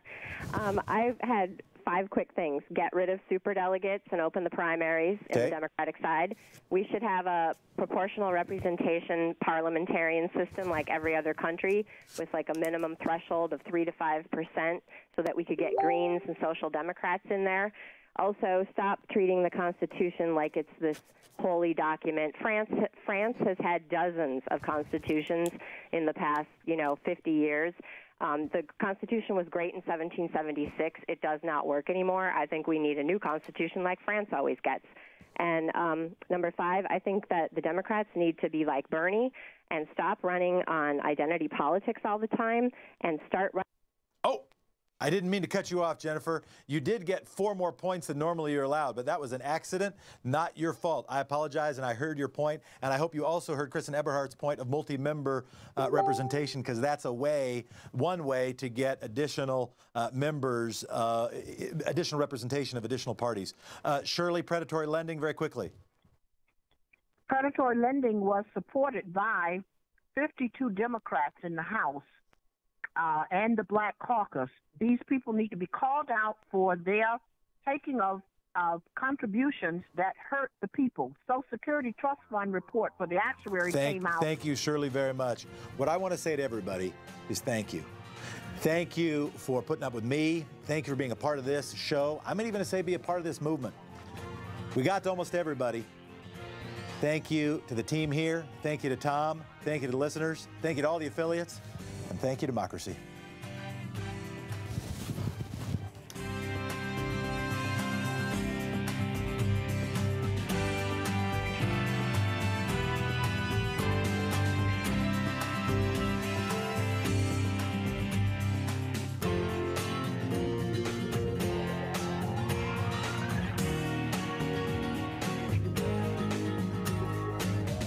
The Thom Hartmann Program is brought to you in part by the Aiden Forecast, an investment newsletter with weekly updates of leading market indicators and a monthly deep dive into what the details of the economy and the markets mean for investors and retirees.